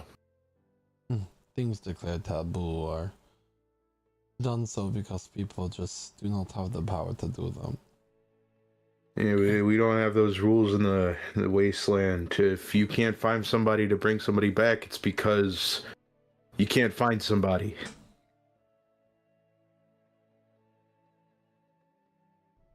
We were too late to save our friend, but we have her body. And if you seek something of great value, our friend Talia has something in her possession that she could part with. That Kydro suggested you might be interested in. This fabulous, awesome Heart. Sword. Just kidding. sword with this cool little crystal on the inside that if you get it blessed, it will be an even better sword. The legendary weapon. But this is not the Yes. better sword now. And that means I have to go talk to a dragon? Uh-huh.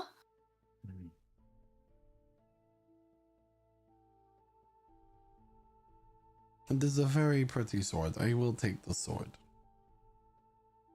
In exchange for our friend's life. In exchange for the favor I did your friend Sanasha here earlier. It was very friendly of me. In fact, she already thanked me for it. This is the cost. My whole Alright. entire sword for that. This is a good start. Crap. And what would you desire for the resurrection?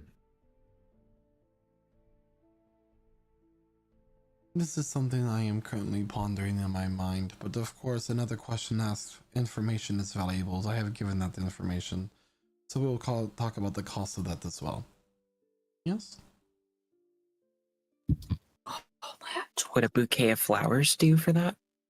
Another question. Oh We my are god. compiling interest, aren't we? Stop asking But questions, no, a bouquet please. of flowers will not do fine. I have many flowers. Perhaps. I know that there is a woman with child in the town.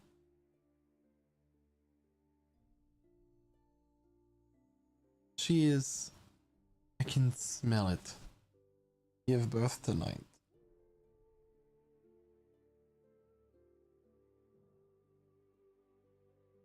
I've always wanted a baby.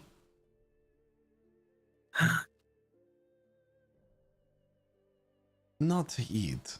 I gave that up many centuries ago. Damn you, ancient. Do you think this is fair trade? She looks at Rosad. Are there any other options? Don't ask questions. Let me do what I'm doing, okay? Yeah. Okay. Is this not something that you want to do? I'd like to see what other options there might be. Good businessman like myself likes to explore every avenue that there is.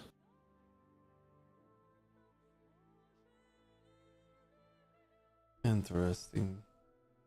What else could I possibly need?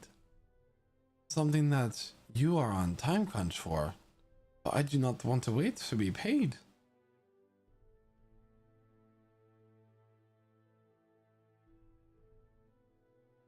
There are many things I want, but many things you cannot give.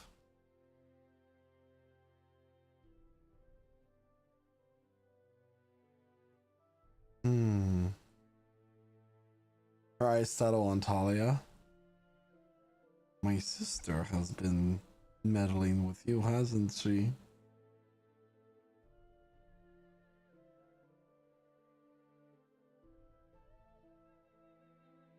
Your sister, a giant slug woman, not very pretty. The one with the blind eye on the front? You do, yes, so this confirms. Okay. Figures. With that beating device in your chest, I might be able to take her heart from you. I can replace with good one. One that does not make boom sound. But I cannot guarantee that you will be alive. And then you have 2 dead companions on your hands. And then you need to pay 2 prices. Wouldn't the possession of such a powerful explosive be a good cost regardless for a good heart and the resurrection of our friend? It's a pretty powerful item. I am also a very powerful item. I suppose so. Person. It also removes the issue that we have. 2 birds with 1 stone.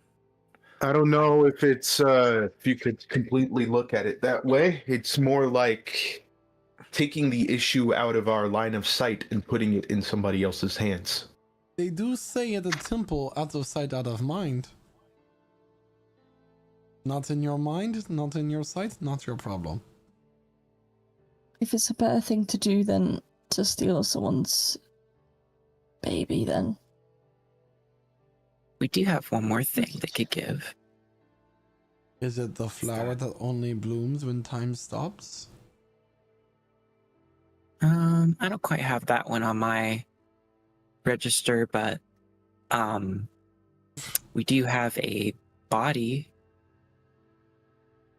No. Without a soul. No. I'm stopping you right there, Naoki. We're not taking that from anybody. No. I mean, Naoki, while you're making deals that aren't going to happen, why don't you just put a baby in her?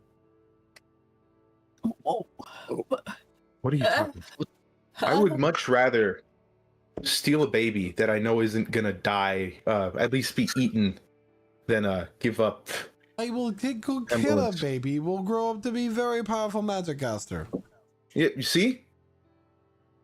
I mean, Percy, why don't you? Do you want a donor potentially will give you a baby? Give me a baby. I don't want a baby. It cannot be It'll take baby 9 of months. mine. It must be baby of woman in village. These So are Talia's very, hard. very strict rules and terms and conditions. Talia, you're a ticking time bomb. And we are doing Although dangerous things. the soulless body is an interesting offer. We may return to that. That's off the We're table. not doing Thank the you. soulless body. That is not happening. Oh, we are going in circles, around and around and around. Why I do we have to mean- be so difficult? Oh, I'm If sorry, you- my business associate here decided to bring up an option that wasn't an option. I mean, if you could bring both of them back, that would be a different discussion. But Cannot do. can you not put another? I don't. I am very powerful. Soul creator, I am not.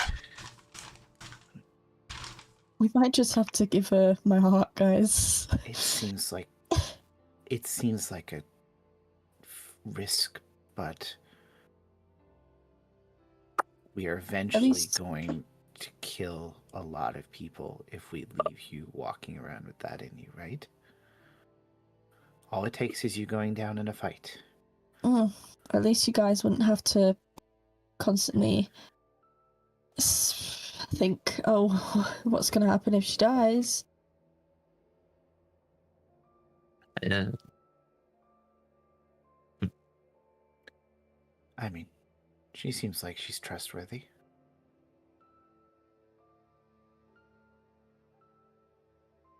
I'd rather that than her take a baby. Cost is very, very high. I know, but I have given you so much information. So, I will take the magic card and some skin from one of you, just one.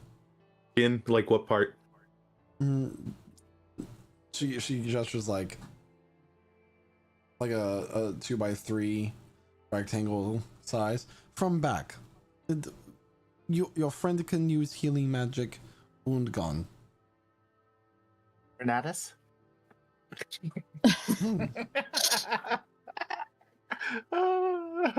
What? Yeah, He said- sure, he you can said take my nothing. skin. Whatever. Nothing, Wonderful. Yeah. So I thought you were going to go somewhere else. I with that. take magic card from you, and I take skin from you, and then your friend come back. Mm-hmm. And we keep the sword, yes? The sword is already mine. I have it hanging on wall. She gestures over and above her fireplace. There is the sword hanging above her mantle. It's okay, guys. It's okay. I'll cry myself to sleep. Oh, I can also take. I can also take that away. Your ability to cry would be very nice, right? No more crying over dead parent. Sorry. I misspoke. Parents. So Twice. our terms are: you take that weird bomb heart inside of her chest, replace it with a regular and a good one, and Regular and good. Okay, fine. regular. You said good when you described it. Yes, I did not say regular. I mean, what's regular? Everybody's different. It can't be more regular than whatever this thing is right now. Whatever makes it so I don't blow up. Yes. Okay. Or irregular. And then you take the skin from Percy's back.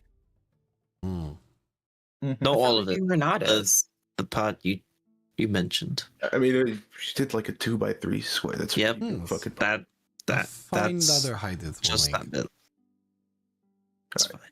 If we go through with this, can we?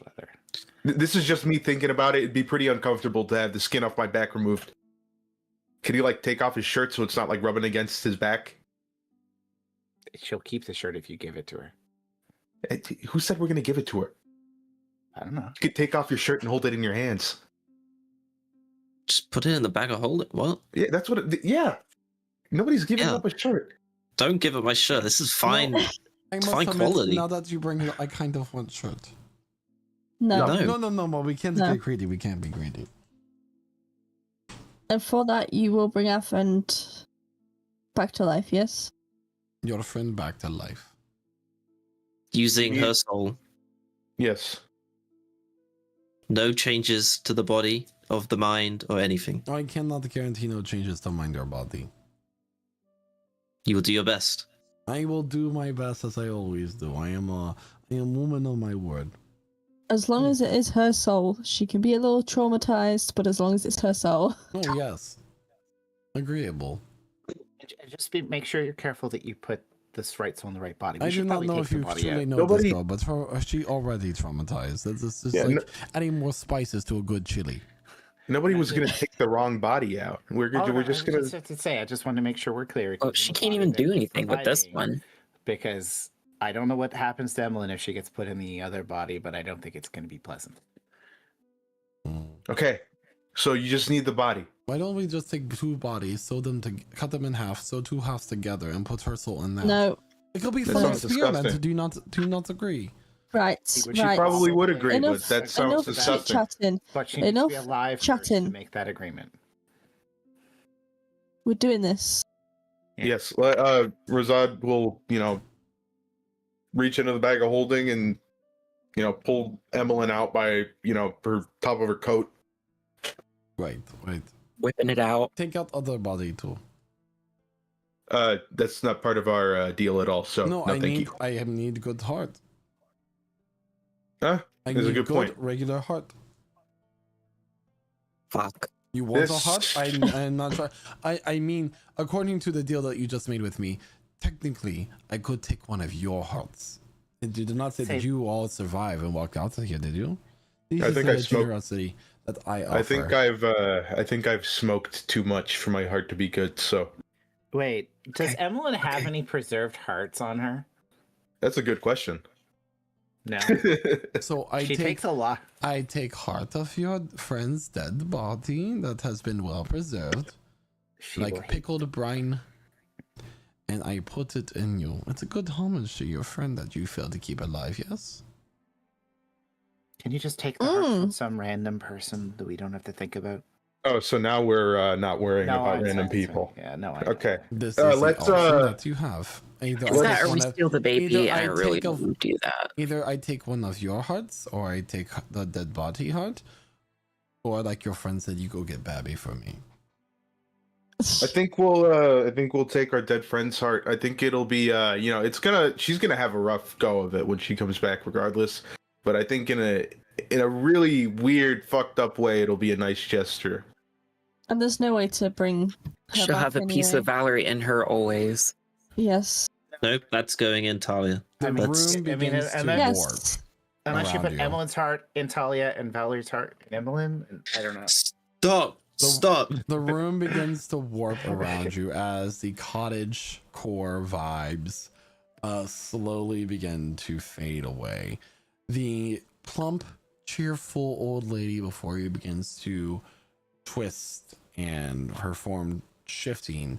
Skin begins to tear, joints pop, bones crack as she shifts back into her form. A 8-foot tall woman stands before you, an arched back, a crown made of bones upon her head, a long pointed nose with a wart on it, 3 hairs spurting from, gnarled, sharp, serrated yellow teeth within her mouth, eyes glowing like the embers of an iron forge. Damn you ugly. Stringy black hair from a mostly bald head. The cat that was sitting at the kitchen sink, once again the baby-faced bald bird. Yes, Vespet, you helped me with this. It will be a good transaction. The table that you're sitting gets flipped over in a great black cauldron with spikes coming out from its rim is revealed. It is 4-5 feet in its diameter. All right, well, shall we get to the fun? So do we just put her in the cauldron? Oh, you are very astute. Maybe I shall keep you here and make you my apprentice. I'm becoming a stew. Oh, thank Well, you. not you. You are not. No. The cauldron itself kind of has, as you look into it, it looks as if it has no bottom to it. There is a swirling, inky blackness within. So, you must all take part in the ritual, yes? Pulling a friend back from the realms of the beyond the Queen's realm is very hard to do. Mm-hmm. So I shall take my price. In a blur of do we movement, dump too Emmeline? fast of movement to possibly trace with your eyes. You look down, Talia, and see that there is a clawed hand already in your chest. Your ribs cracked, move out of the way. Your face goes pale as blood is leaking out of your body and the heart is ripped out. This swirling blue crystal of blue gemstone surrounded in these silvery powerful tree roots that was once Talia's replacement heart is gone. The body of Valerie out of the bag of holding, the heart taken out of it and quickly replacing Talia's. There's a quick rub of her hand. She puts it down on your heart and a small spark and the heart starts beating. You gasp for air just as you were looking into the torchlight of Grevtreya as she came to claim you before you were brought back. You just got a changeling heart. Oh, that's going to be interesting. You, holy man, you might want to heal her. She is barely alive. Simple will do. I'll just throw a first level healing word. And however many heal points he gives you, you have that +1. So you have 10 HP right now, Talia. Thank you.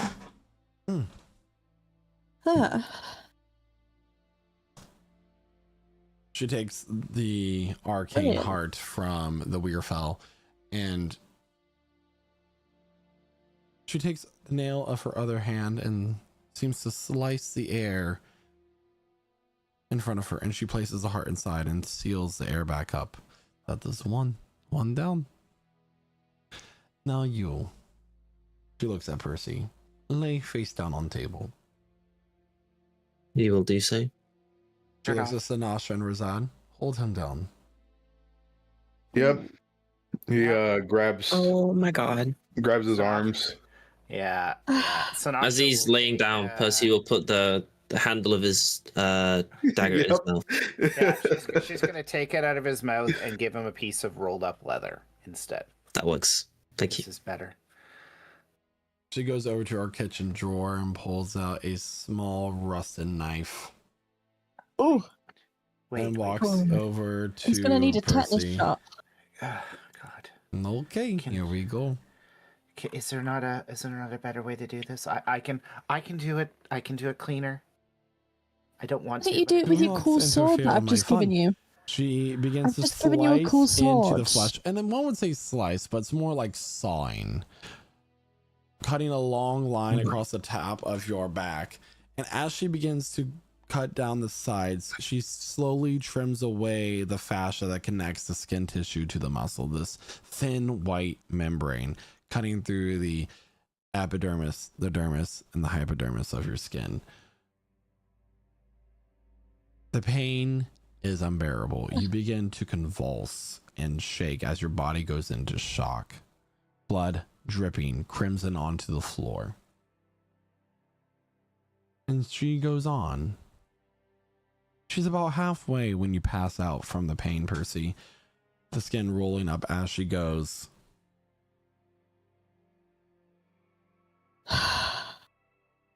My God. An hour or so later, she is done. Bro. It looks pale. You both did very well holding him down. I didn't want you either. Although my lines could have been a little straighter. Could have used my cool sword that I gave you. Oh, that was a good try. Maybe we should heal him back the skin on and redo. No. Maybe not this time. Okay, well, you nature man, you might want to take care. All right. She gives the rolled up skin to Vespit, the bald baby face bird, and this creature will take it and hop away with it. That goes to Tanning Rock. Gobble gobble.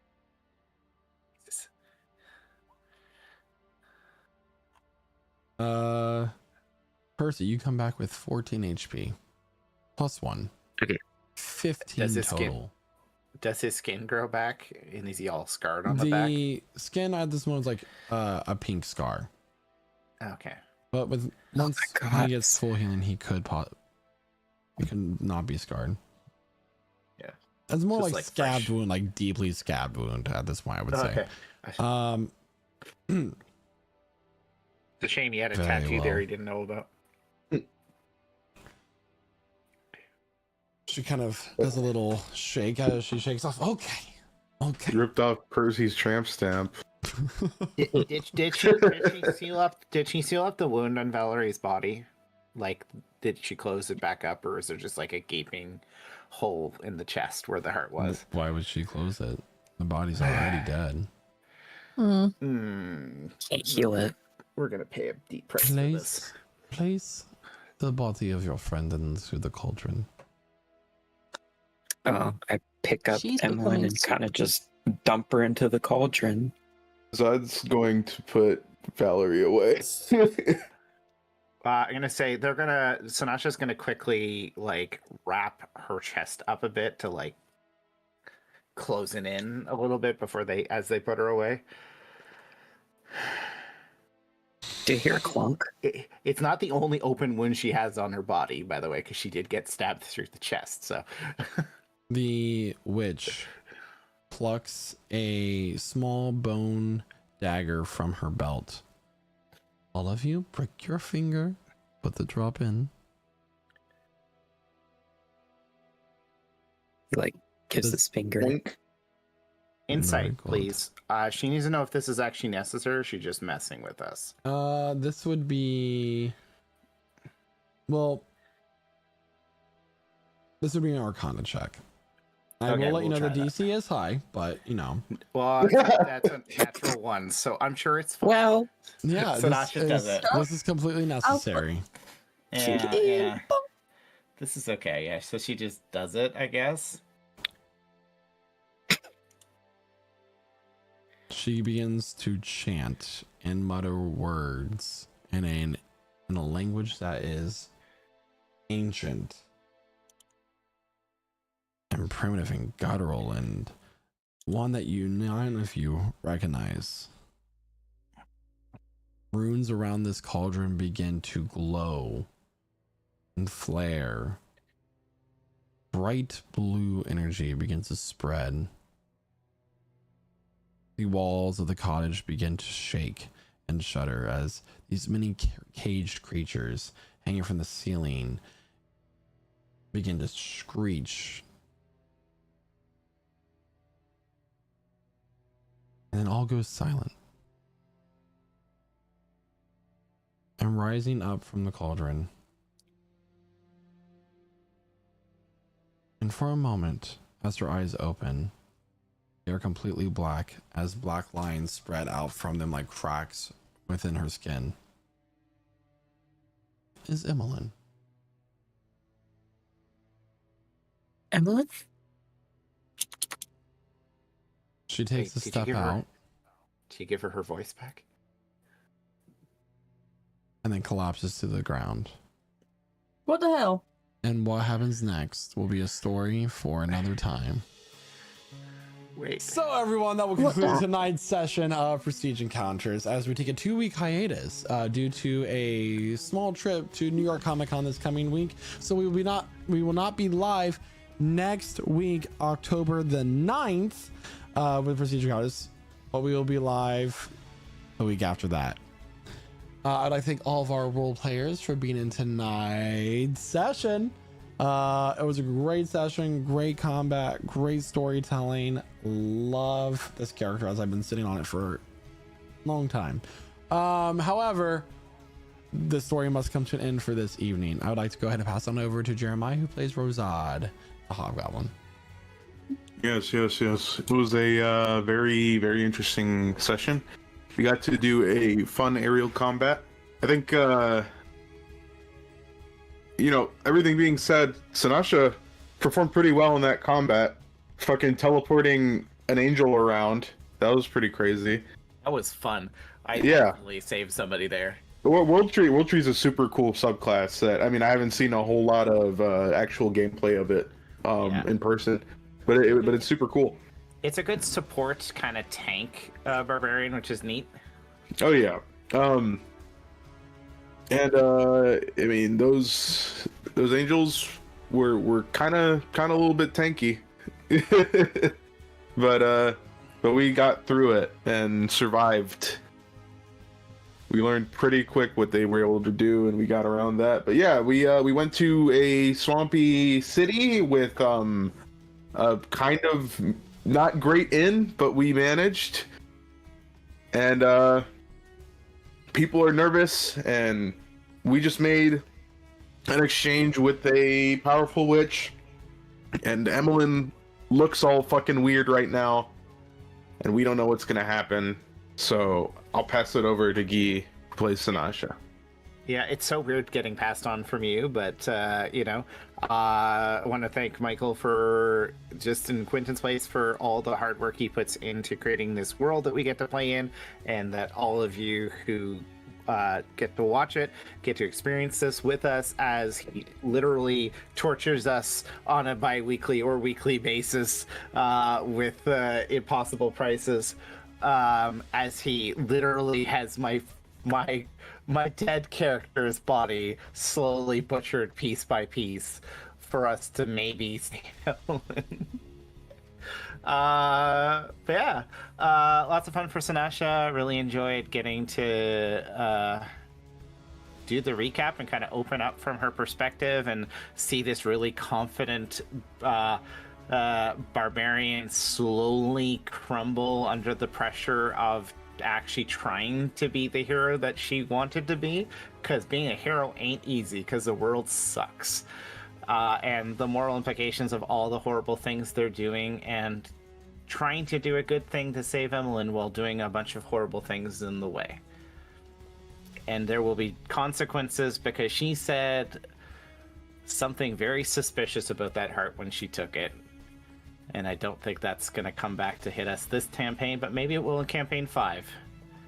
Gonna pass it on to the man who lost, a little bit of skin off his back, but he's gonna grit his teeth and get through. Back to Percival, the man who worships his own character from last campaign. Yeah, damn right I do. I made the coolest character, and then decided to make the second coolest character, and maybe next campaign I'll make the third coolest character. Yeah. And that's just how it's gonna go. But no, with that, it was a good session. Good fight. I don't really have much to say. I'm just kind of muttering along, but I'm just gonna say I enjoyed the session. I didn't enjoy giving up my back. I'm excited to see what happens next. And with that, I'll pass it on to Evil Emmeline, played by Chloe. Evil Emmeline. Yeah, I guess before.